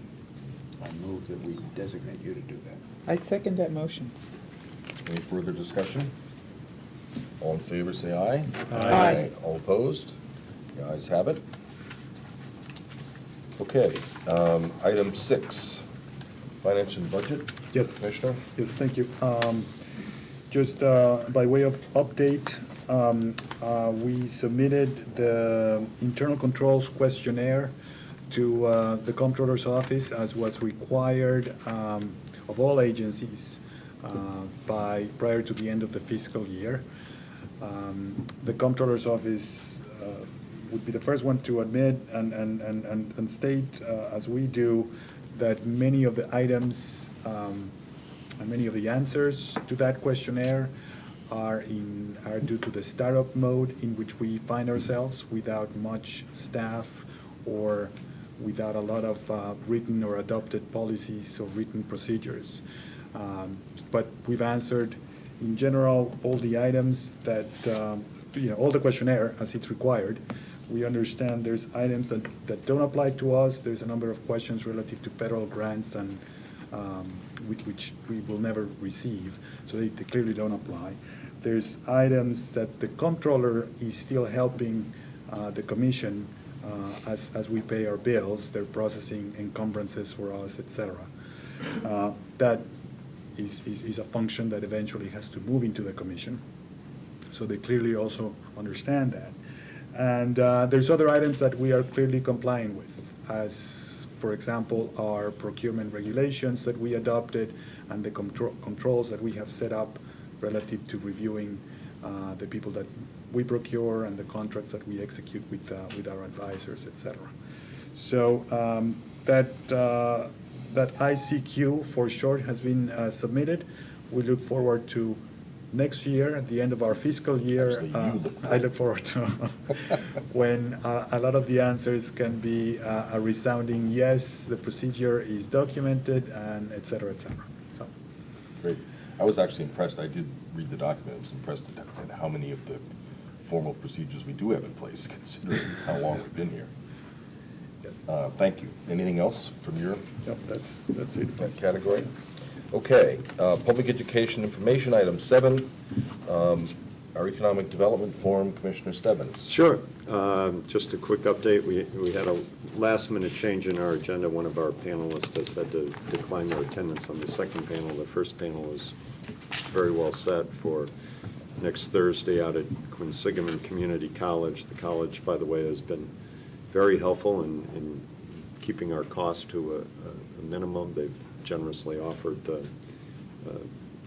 the space for our use.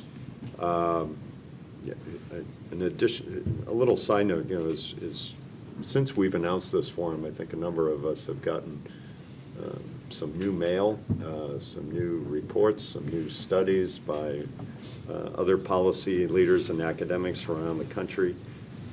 As you know, we intended to reach out to a variety of folks for the forum on the 14th who have probably in the past been both critical or supportive of the gaming industry and its impact on economic development. I'd like to suggest, because we weren't able to fit a lot of folks in on the 14th, and I think there's an interest from us in hearing from this extended group of people that some of the folks who are not able to join us on the 14th, I'd like to recommend that we set aside some time at a regular business meeting on the 26th to maybe invite some of these additional folks in. It's a challenge of people's conflicts, 80th birthday parties for some of our panelists that we had hoped to have, so. Really? But I think, not for the panelists. Oh, all The right. panelist isn't 80, they have a relative who's turning 80. But, again, I think, we talked about inviting some folks in as part of our regular business meetings. I think this would be a great opportunity. It allows us to hear some additional viewpoints. And, again, it was a conflict for some panelists that we had really hoped to have available to us on the 14th. So I hope everybody would be in agreement with that. Again, these forums are to give us information about fulfilling our responsibilities and allow the public to hear it at the same time.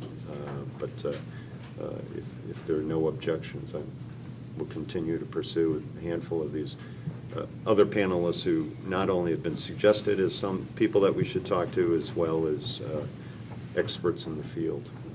and I want to make sure that their voice is included. Sounds great. I think the more information we can get from these people and experts in these areas, the better. Yeah, Okay. I agree. And there's going to be nothing more important than the economics of the industry. So I agree. I think that'd be a great idea. And we can maybe talk with Elaine about coordinating it. Maybe that's something that might generate more press coverage, which might be interesting or not. I don't know. But I think that's a great idea. Okay. Okay, the second one, I distributed an email on the community mitigation forum, and you can see the way it's laying out. They're pretty well set on the panel. I think this is in the packages, I think, that went to press if you want it. They've got a good group of people, and they're now working on the content of the program. MAPC is taking charge of this. I think it's going to come together pretty well. It's going to be in Framingham on the 18th.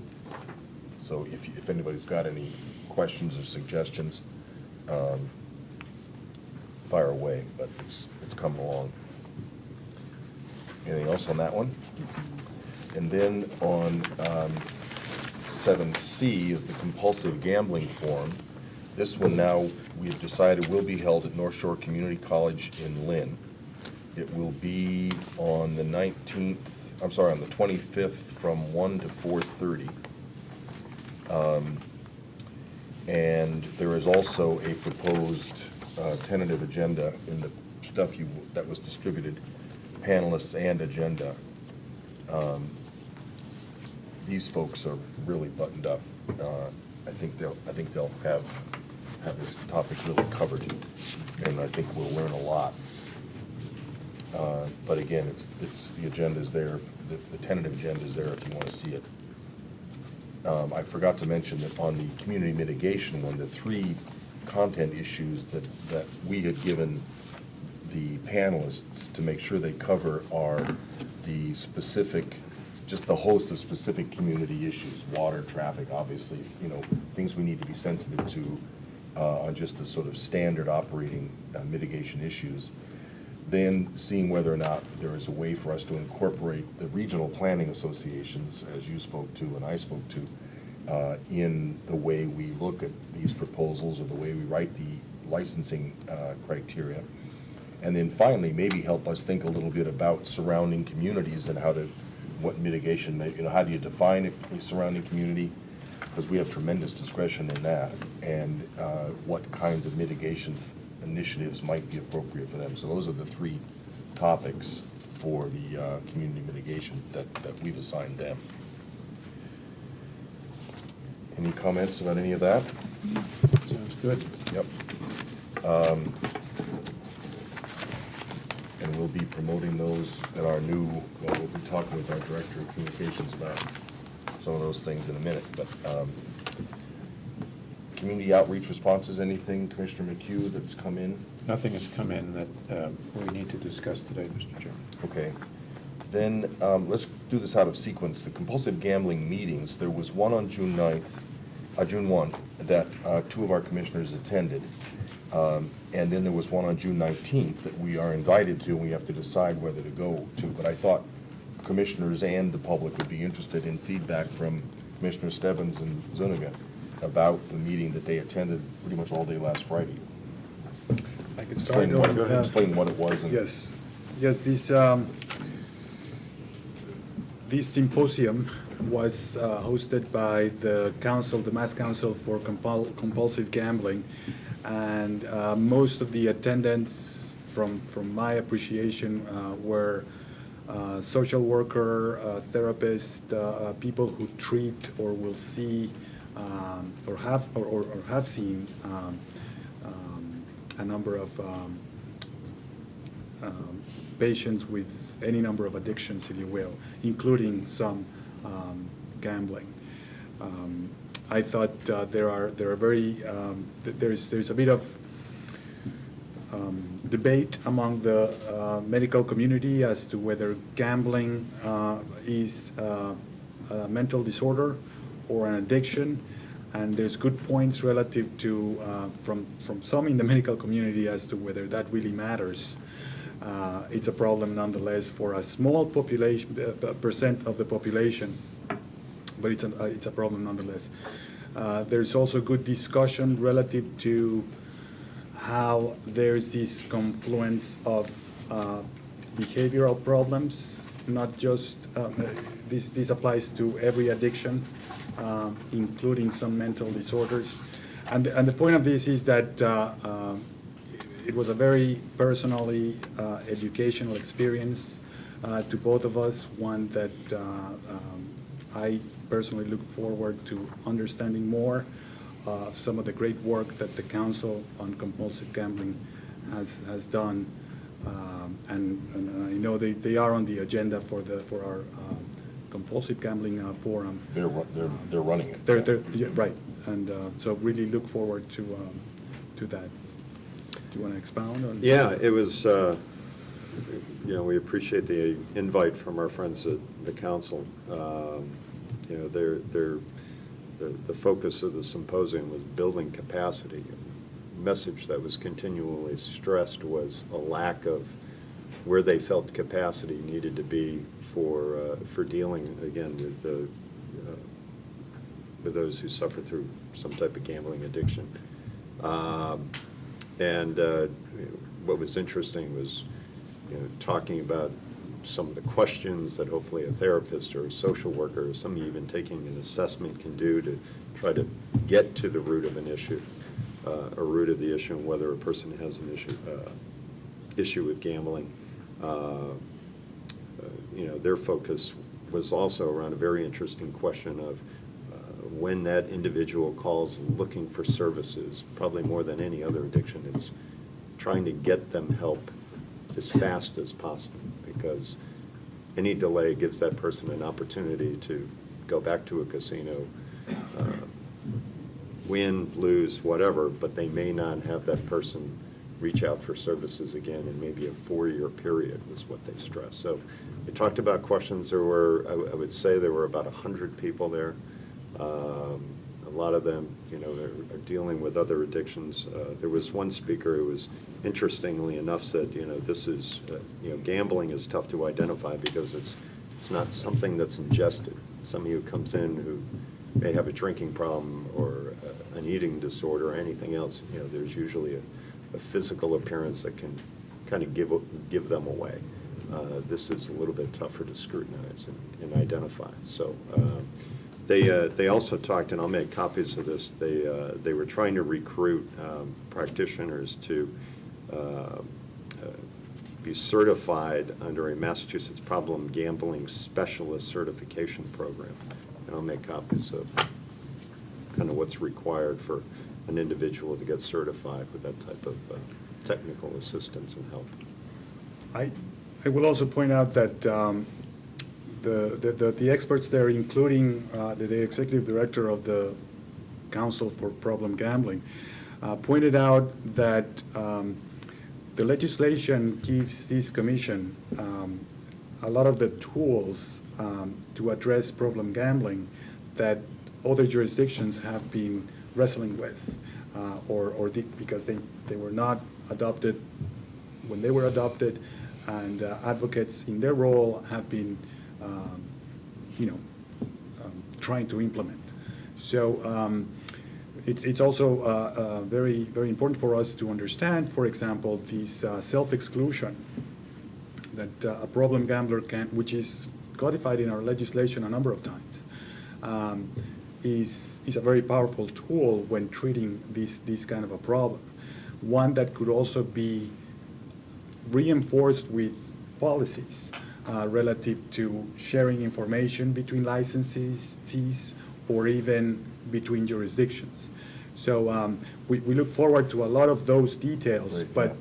but the general sense from the medical community is that the Massachusetts legislature was very progressive relative to understanding that and allowing and giving this commission the tools to address those problems. Yeah, the self-exclusion discussion was interesting because different jurisdictions and different licensees allow you to do it different ways. And then the anecdotal story was raised, if you wanted to be self-excluded from going into a casino, you actually had to go to the casino, walk through the slot floor. Fill out a form. Go fill out the form. Well, that kind of defeats the purpose. So it was an interesting discussion, and for those of you who don't know, it was a couple of the sponsors were potential license applicants.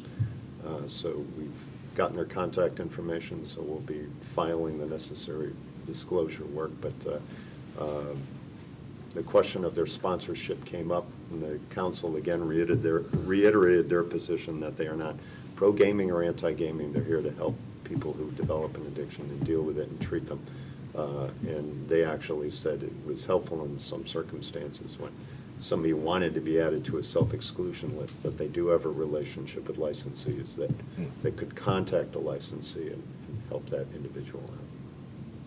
Yeah, my experience with that association has been impressive too, that they're not using this as a way to sort of backdoor the debate about whether we should have gambling. It's to say, we have gambling and there are problems, and let's address them. I agree with that. Well, they've seen it, with people who use, there's nexus to other illegal drugs, and the fact that they're illegal doesn't deter a number of Right. users. And each started to mention to me the testimonials from. Yes. There was a panel of 3 recovering gambling and other addictions, and they're extremely powerful and very important and very illustrative of the population that struggles with this kind of problem. And I've already noticed there are some recovering addicts on the panels in our forum. That will speak to that. Yeah, right. Yeah. Great. They were pleased that we were well represented too. Marlene mentioned that to me. Okay, on June 19th, there is this other forum, the Massachusetts Partnership for Responsible Gambling. I sent the material around. This is an organization that is, just pulls people together, gets members and pulls people together to sponsor research and sensitivity to the issues. The people who are invited are very much from the industry, but there are also invitees from the Lottery Commission and the AG's office. And we're invited as well. The question was whether, is this an event that we think is right for us to go to? And Karen Schwartzman had a little bit of a sense, did you ever all see this? But yeah, she had a little bit of the sense that, but she said, we should show the interest getting in it by requesting what information they develop, but overstate our interest by joining, particularly now. Maybe this suggests that we're being preoccupied with other things, or that we're contributing to a perception that Massachusetts is an unfriendly climate. I don't know that I particularly agreed with Karen on this, but we need. Did you have a reaction, Elaine, to this particular? I mean, I think that they're all equally important to raise awareness and that we should be participating in all of them. Yeah. So we don't have to, if maybe we don't have to be a member. There's some reason we don't, have to join up as a member if there's some sensitivity there. But I don't think we're going to make a statement about being unfriendly to gambling. What we're going to make a statement is we're going to be as attentive to the issue of problem gambling as we can possibly be, as the industry purports to be too. So we're, there was nothing that, what's his name from the American Gambling Association talked about more than attention to this issue. So I think we should take that at face value and be very much a part of that. So maybe if there are people, maybe either it could be different people or the same people might want to try to go to this. Well, I wonder if part of the question is relative to participating versus attending and understanding, or attending and being educated on the issue. And it's clearly, at least to me, that attending without participation, in other words, only in a listening mode, should be a lot more comfortable than speaking or engaging. I think that's a good parameter. Go ahead. No, I was going to say I agree, and I think that's all we have to decide right now. The Pennsylvania Gaming Commission has a position on it to deal with this problem. So ultimately, we may take this farther, but for the moment, I think as much education in this, as well as the economics of it, as well as the permitting requirements, we need to know and learn as much about all aspects of this as we can. So I think it's a perfectly good idea to go and listen. Be a passive learner, right? Yeah, and the only problem is that we may have to rearrange the date of this meeting. The 19th is a Tuesday. Oh, So, but that's, I mean, that's an adjustment you could make, or we could go Unless, forward. unless one of us attended Right. and we'd still Right. have a quorum right. here. Two of us. Yeah, I would actually volunteer to attend this one. I haven't attended one yet. I have attended similar meetings in New Jersey, but it would be nice to hear the perspective in this state. So I would volunteer to attend. Oh, interesting. I didn't even notice this. It's held at the Mass State Lottery Commission, so clearly another regulatory body feels like, okay. Well, I'd be happy to attend it as well. I'd like to learn more about this myself. All right, well, let's tentatively assume at least one, and then see what the agenda is that day. Maybe we can send two. Okay, great. Director Elaine.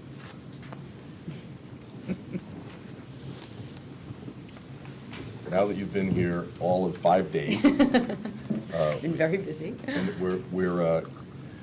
you pretty much have a chance to talk to everybody, but we thought it made sense just to have you kind of give us and give the public too an update on what you've been doing in your Sure. first week. Sure, so I'll just go basically down a list of some of the initiatives that have happened in the last 5 days.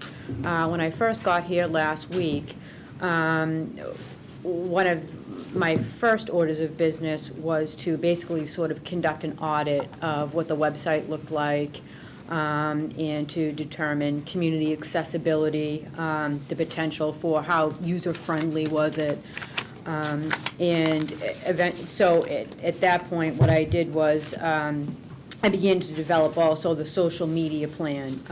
And that plan will be to increase awareness of the commission's roles and responsibilities, to highlight upcoming meetings and forums, promote the number of speaking engagements and media appearances that we have coming up very soon, and essentially use the social media plan to promote community engagement. So what we've done since that time is we've activated the Twitter account, which basically was started at the first educational forum back, I believe that was May 3rd, but it hadn't been used since then. So we activated that account, and we already very actively started using it yesterday and today, and we've been getting some good feedback and followers already. We also activated a YouTube channel that basically has all of the prior meetings on it, as well as the educational forums. It's a great place just to have for, people have different modes of that they're interested in getting information. Some people prefer Twitter, some people prefer Facebook, some like to use YouTube. So we just want to make sure that we have a presence on all those platforms to make sure that we're reaching and educating as many people as possible. We also started the Facebook page. It's a bit primitive right now, but as time goes on, we'll enhance that graphically and be adding more photos and things of that nature. We also started Instagram. For those of you that might not know what it is, it's basically an application on iPhone that allows to share photos with individuals, follow people that might be on it as well. And it's essentially a picture sharing forum, which, given all of the events that we have coming up, there'll be lots of opportunities to do that. In addition, we've improved the website by tagging our various social media applications to the website which weren't previously on there. So just in the last 2 days, we've added that you can connect with us on both Twitter and YouTube.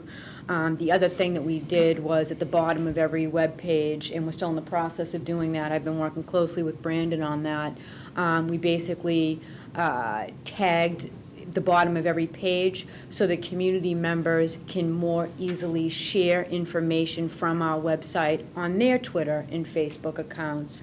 I think that would be particularly helpful for some of our partners in the upcoming forum, so that we can basically cross-reference our social media capabilities. In addition, I've been looking at ways to improve the website moving forward. More of a long-term plan will be basically a redesign. And I'm just looking into various ways that we'll be able to do that and also obviously keep it cost-efficient. And also looking at various functions that will enhance community outreach. One of the things I would really like to add is a community calendar that very clearly and easily marks some of the important dates that we have coming up, speaking engagements, and maybe any other milestone dates relative to casino business that as a group we should all be aware of. In addition, I'm looking into establishing a speakers bureau. I think that it's critically important that commission members get out into the community, meeting with chambers, other groups such as that, Rotary clubs, basically, again, to be educating the community on what the roles and responsibilities of the commission are. It's also a critical platform to get community feedback. And we can directly hear the concerns of community members. I know that that particular aspect of the site has been working well, where community members get to write in and ask questions. I'd like to see us make that even more robust, and also have a mechanism for getting those Q&As out, because the likelihood that somebody wrote in with that question, the likelihood that many people have that question, is very high. And in addition, so the Speakers Bureau will try to set some parameters on how to do it, like in other words, what the size of the group needs to be, what the lead time is for the invite, so that it's manageable, and that we're not disappointing community members either who request meetings and speaking appearances. And then I would eventually like to add a blog section to the website as well. So, for example, Commissioner Cameron, when you're out visiting with individuals from the racing, the various racing places, that you come back and sort of share your thoughts on how that went and where it's going. And then also, I'll be putting, I also developed a comprehensive list of commission accomplishments with the assistance of Chairman Crosby and Commissioner McHugh, that basically hit upon each one of the initiatives in the last 8 weeks. I think that that's an important working document moving forward. I believe that it's helpful for media as well that might have inquiries, that we can sort of point to a list of initiatives that have been completed. So again, I'd like to consider that a working document for the commissioners to add to. You were going to give that to the other commissioners? Yeah, I believe many of you Okay. have seen it already, but I'll be sure okay. and send that All around. right, good, okay.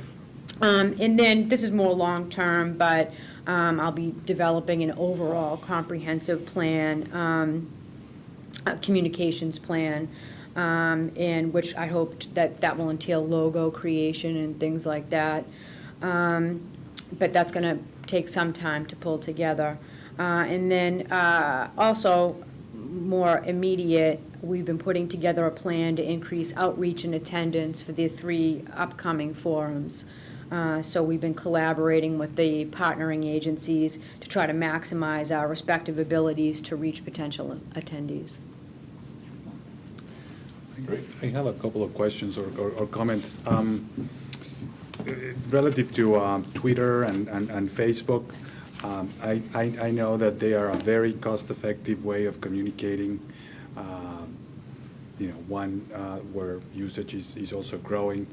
I'm also, it's really more a question of to how we can use it as a tool for the commission as opposed to individuals working at the commission, which would be my preference that we don't do, that we have, either you or you, because there's no one else. Sure. To really, manage and communicate in that medium, because it's very easy for comments to be taken out of context because the characters are limited, or because people respond quickly, et cetera. So I'm not a user of Twitter. I don't think I will be one anytime soon, but I know that it's an important piece of the whole media communication, and wanted to get your thoughts or your assumptions, really, relative to particularly those two. Sure, and again, too, we'll be putting together a whole comprehensive plan of exactly how the Twitter account will be used moving forward. I will be managing it myself at this point, largely to, as we mentioned, promote upcoming forums, also speaking engagements for each one of the commissioners. For example, we've been live tweeting throughout this meeting to keep people posted on the various discussion points and things that are happening, which complements the live video stream, because not everybody has the opportunity to watch it on the internet, but sometimes with smartphones and whatnot, it's actually easier to get Twitter updates. So we've been doing both of those today, and that's certainly something that we'll be doing moving forward. I think another important use of Twitter will be sending out just various tweets on the law, sort of did you know tweets, that, again, really part of the education process for the community, and just sort of breaking it down for people. I think that that's going to be critical. And I think another use of it, and there is a way to do this, which will be to sort of, every week, maybe have a day where we feature questions from the community. And basically just highlight, this week a community member asked, and then we provide the answer to it. I think that it will be largely used for education and increasing awareness.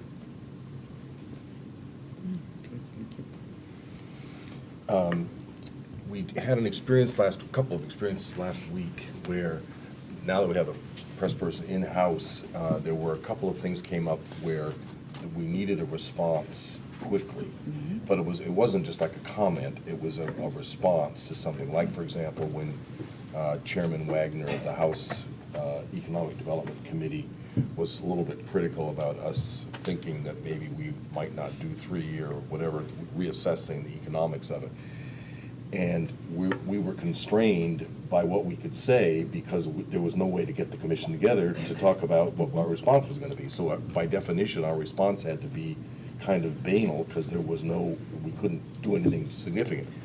But in today's media world especially, where we need to move all the time, so we've just suggested to Elaine that she talk with all the commissioners about her ideas about how we can do that and set up a process, because there are going to be times when we're going to want to respond and are going to have to delegate it out somehow or other. So she'll be talking to people about her ideas about how that might get done, and your ideas about how that might get done.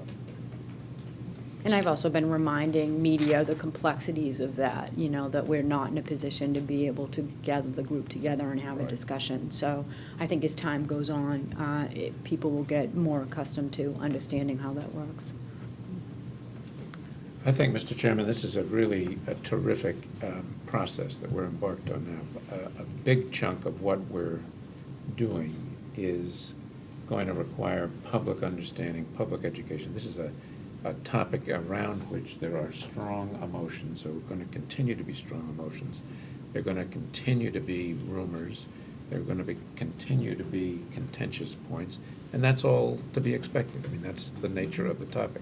But to have a timely, thoughtful, continuous source of information, and to have a continuous source of education that's coming from the commission, I think is really a critical piece of our success. So this kind of approach, I think, is really something that's very important to strengthen and work with to make it succeed. I think it's really critical that the website be sort of a one-stop shopping outlet for community members that are really trying to educate themselves, and so that they can make educated decisions. And it needs to not be cumbersome, it needs to be streamlined, informative but simple. So we're going to really be researching ways to do that and maximize it the best way we can. Mr. Chair, I think it was an impressive first week for Director Driscoll. Right, I agree. I agree too. Great, Okay, thank you very thank much. Glad you're here.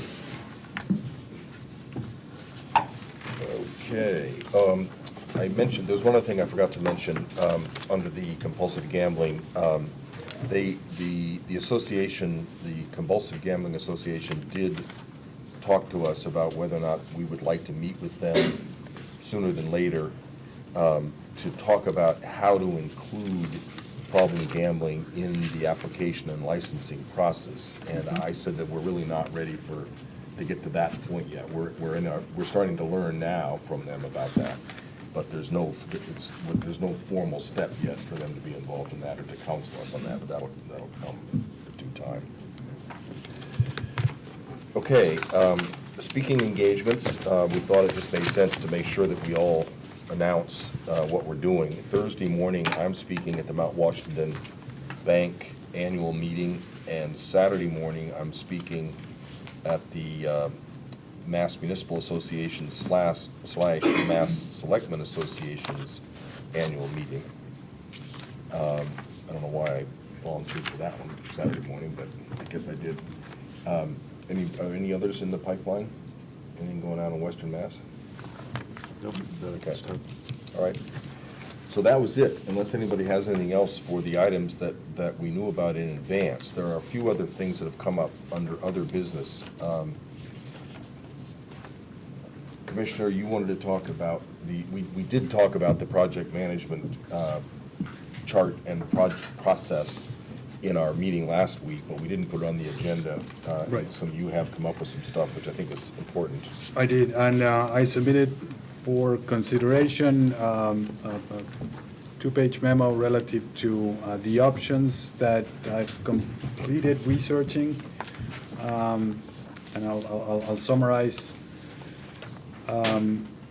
This need for a project management individual or resource, in addition to having a project management tool, a Gantt chart, I view as a two-phase project, one in which we find ourselves already, which is the planning phase. Our consultants are doing that 16, I guess in week 1 or 2 of the 16-week period. And of course, the implementation and monitoring and oversight of that process that will be, sometime in the near future. And we also overlay that with 3 options that we have essentially at our disposal to obtain those resources. And those options are to go ahead and to go forward with hiring, soliciting and hiring a project management firm, where they have the expertise to do scheduling, et cetera, because they do these for many complex projects. Option 2 would be to reach out to a staffing firm that, the state agencies do, perhaps to the ones pre-approved by state contracts. There are those that specialize in technical people, either on an IT or project management basis. And the third option would be to hire somebody in-house. What I attempted to do in this memo is to submit for discussion what the preference may be, especially as we think of the 2 phases that I'm talking about, a planning phase and then the monitoring. I believe that option 1 or 2, a firm with expertise or a staffing firm who can bring us the expertise, could be very effective in the planning phase. In other words, soon. Who could come in up to speed, quickly help us conceive the project plan, help us make it efficient and something manageable. Whereas for the implementation phase, there's a case to be made that somebody, either option 2 or 3, somebody in-house where that expertise starts to be part of the commission, may also be beneficial. So I essentially put these thoughts in that memo. I wanted to kind of bring them up for discussion and to see if we could get a sense as to the direction where we may go.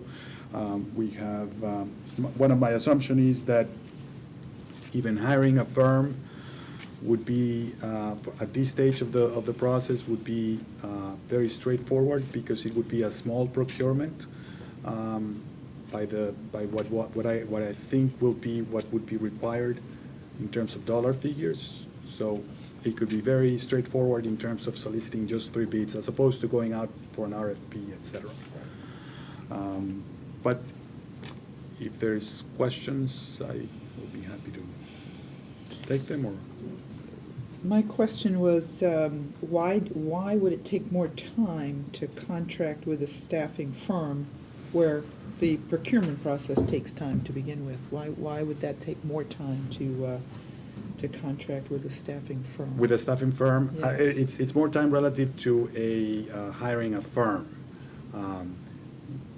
I'm assuming that for hiring, to contract with a staffing firm, that would be a very short procurement process because there's a number of firms already pre-qualified in the state list. So we could really just reach out to them very quickly via a quick quote that we've used in the past.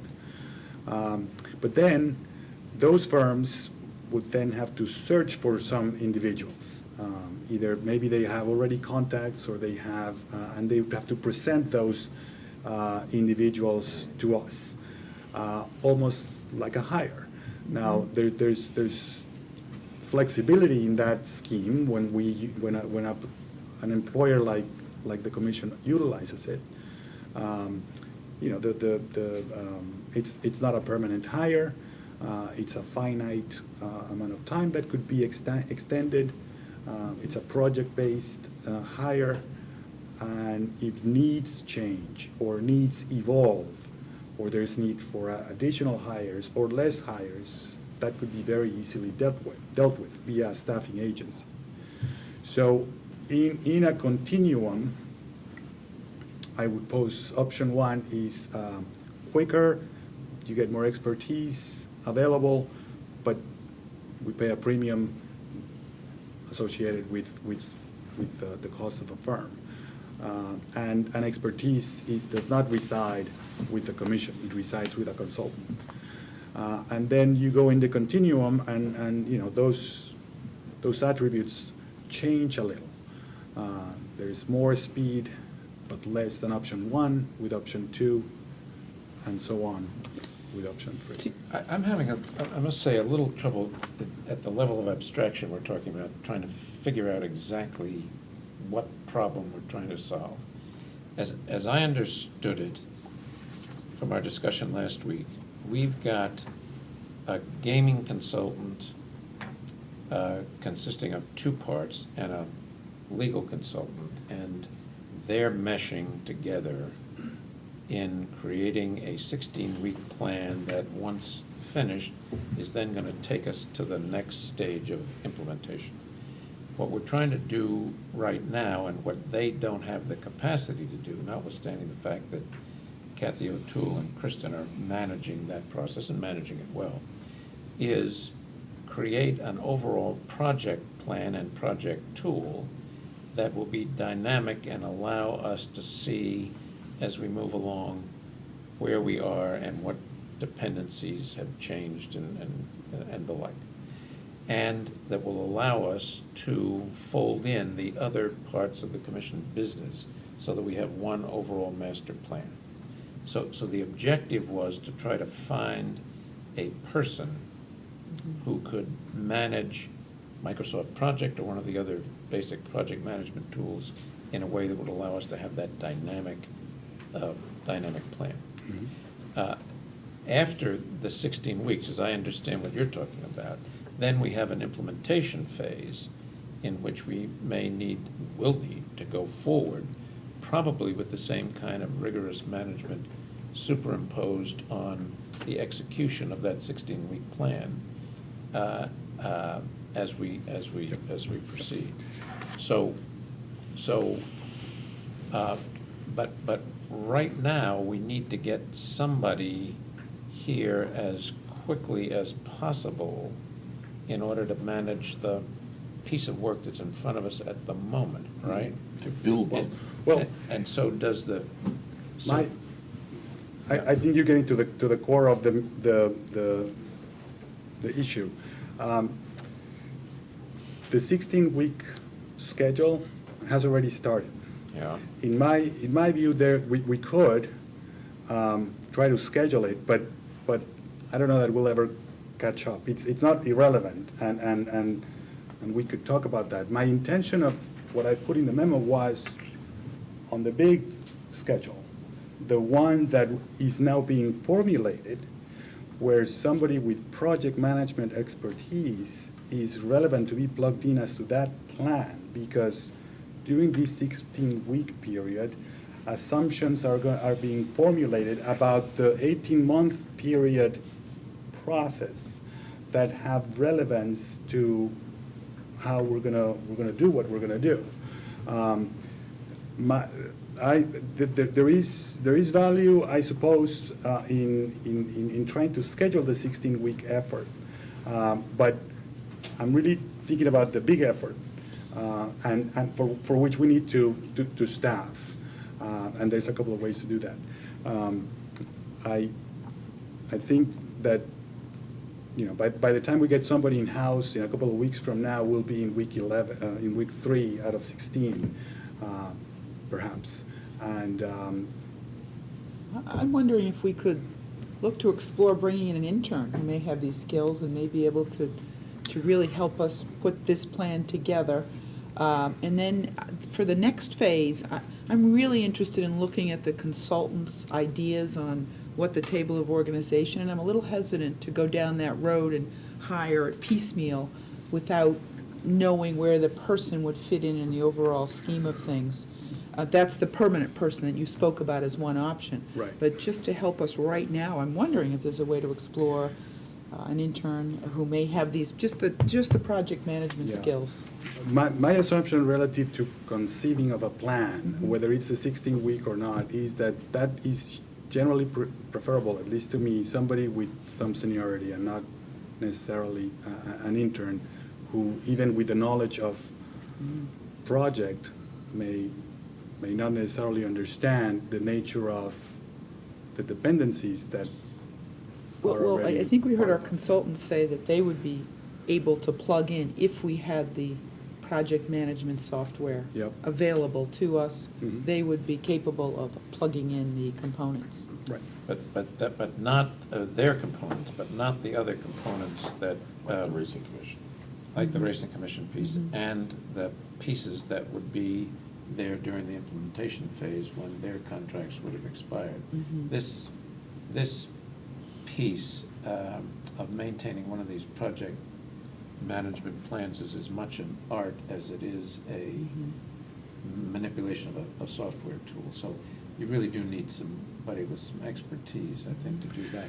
But why isn't, I mean, there are a lot of project managers out there. They'll manage a project to build a racetrack, they'll manage a project to build a hospital, they'll manage a project to build anything. Why wouldn't the ideal solution be to get somebody from one of these temp agencies? We can vet them and get this person in and get this person going. For the 16-week schedule or the For 18-month the schedule? 18-month schedule. Oh, yeah, that's fine. That's exactly what we're discussing. But for both. I Well, mean- for the 16-week schedule, sorry to be a stickler, but we're already behind conceiving of the schedule because we're in the schedule. We've already incurred the first week, and by the time we get another one, you know, But so. even if it starts in week 5 or 6, it's still, Yeah. you know. It's, I mean, it's still- not irrelevant, Right. but the genesis of the memo was really in advance of But the big effort. But I'm sorry. No, I'm going to say the same thing you are. Go ahead.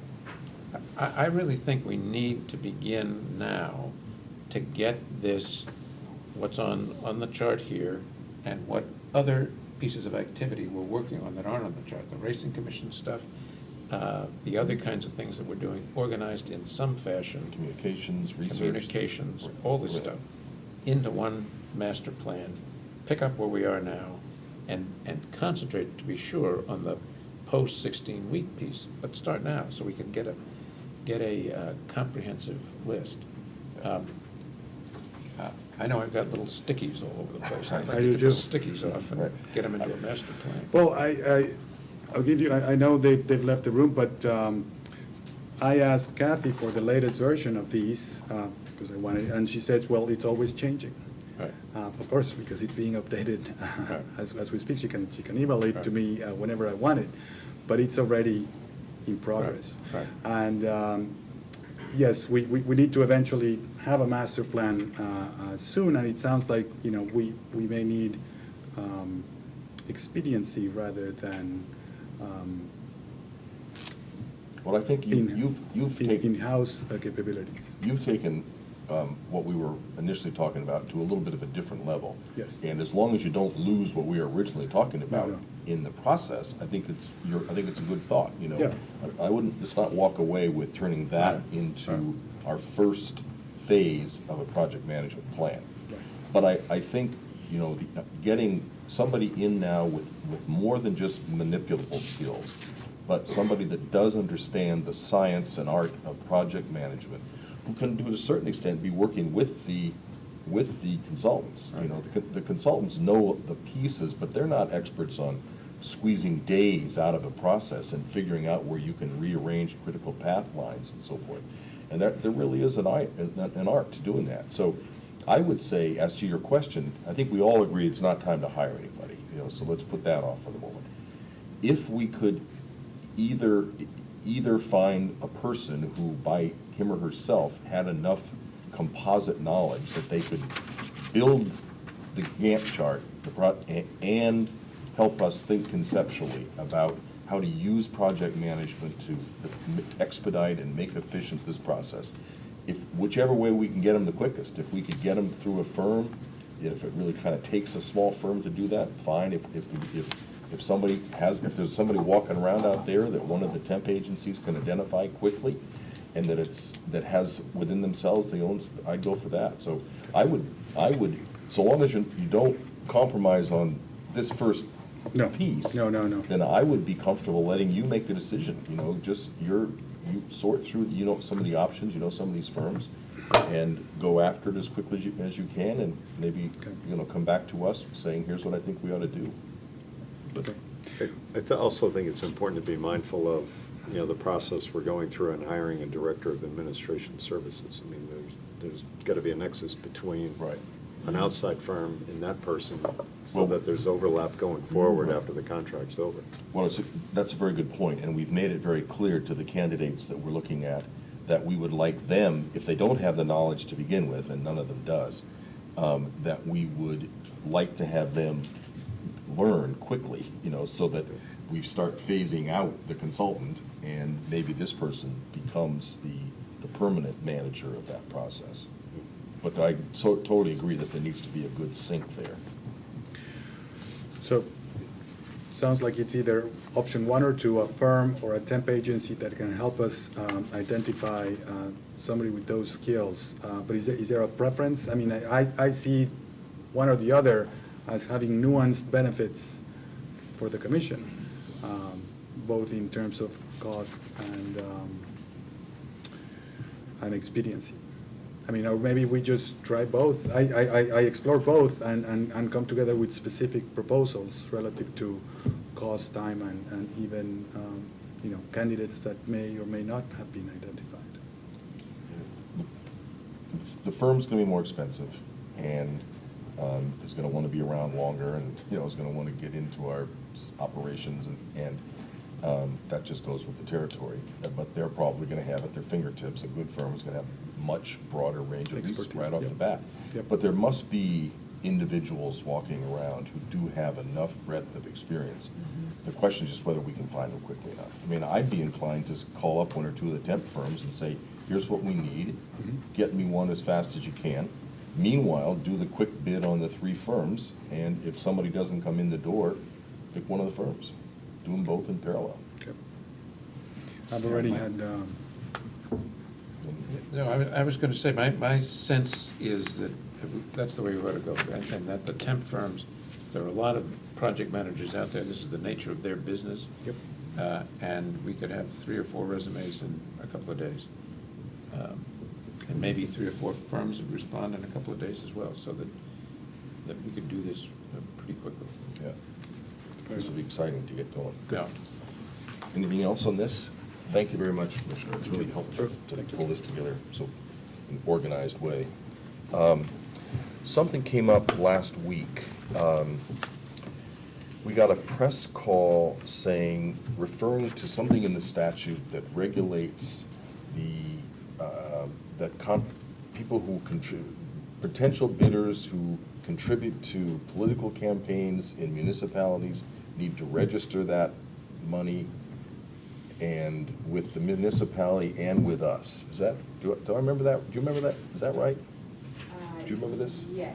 From the law? That's, With the laws, but I don't remember the question. Okay. I never- the Office of Campaign and Political Finance, if my understanding was, rewriting a rule that would require the town clerk to post on their website any information for individuals who are seeking gaming licenses that may have contributed to local politicians. So the question was, would we also consider posting those same disclosures on our website? Right.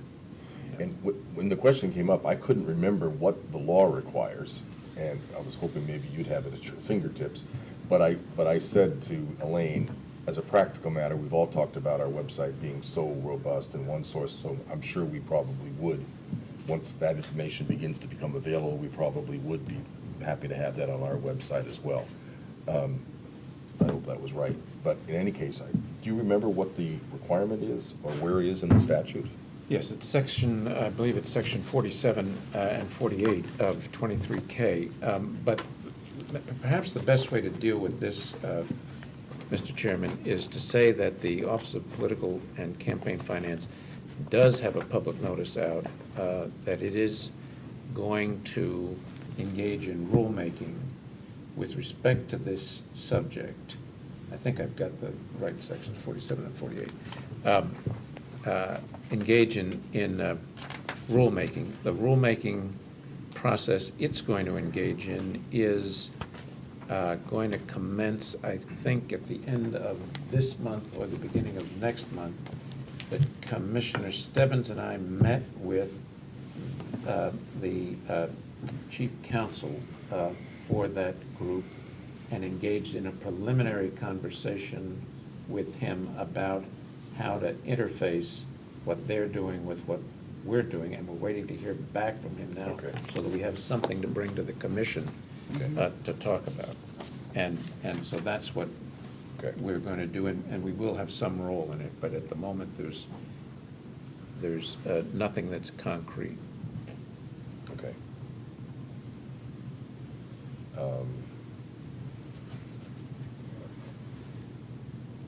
And at the moment, we don't have any affirmative duty to do anything. No, because the statute talks about disclosures by the applicant, and Oh, we don't there have are that. no applicants. Right, got it, okay. Because the statute defines an applicant as a person who files an application, and thus far, nobody's filed an application. So, I mean, that doesn't rule out other kinds of ways of approaching this, but Right. there's nothing right at the moment that the statute requires filing on. Okay, great.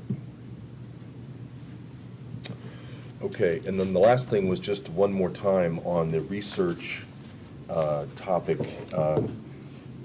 Particularly Commissioner Stebbins and I are struck by the request in the law, the mandate in the law, that we do have some fairly broad research directives, A. B, that there isn't very much good research out there about the longitudinal assessment of socioeconomic impacts of gambling on a community, expanded gambling on a community. and see that we have an opportunity to do something fairly extraordinary, I think, if we moved quickly enough and had the right folks and could figure out how to fund it and so forth to contemplate a very, very serious longitudinal study of the socio and economic impacts. That over a period of years would add a lot, I think, to the body of knowledge that people need when they're trying to make these kinds of decisions. So we're gonna, if everybody's okay with this, we're just gonna keep moving down that road and see if we can't tee up some ideas on how this might be done. You know, we've talked vaguely a little bit about possibly getting a research director that really understands this kind of stuff, because if we decide to get into this, it would be a major project, and it would take some serious academic expertise to oversee it. Well, and there's a provision which talks about some initial research being completed and done within 2 years of the enactment of the legislation. So that puts us out to November 2013, which doesn't seem like seems like a long ways away, but I guess when it comes to terms of doing research, Right. you can kind of quickly gobble up that timeframe. And the beauty of the situation now is we still are in a baseline mode. You know, we Right. don't want to get to the situation that we're in the work plan, where the work plan's already started and we don't have our Gantt chart up yet. So, you know, if we move quickly enough, they'll still be in a baseline mode, which could be really helpful to a study. And obviously, the law talks about a gaming policy advisory committee, which hasn't been obviously established yet because 6 of those seats are held by a host community and/or a gaming licensee. But, you know, making research recommendations every year and the source of revenue to actually conduct that research comes from a source that isn't right now writing us a check, so. Mhm. Okay, so we'll move forward on that and try to put something together fairly soon. But All right, that's the end of my agenda. Anybody else have items? Motion to adjourn? Make a motion that we adjourn. Second? Second. All in favor? Aye. All right, meeting is adjourned. Thank you, folks. Good job.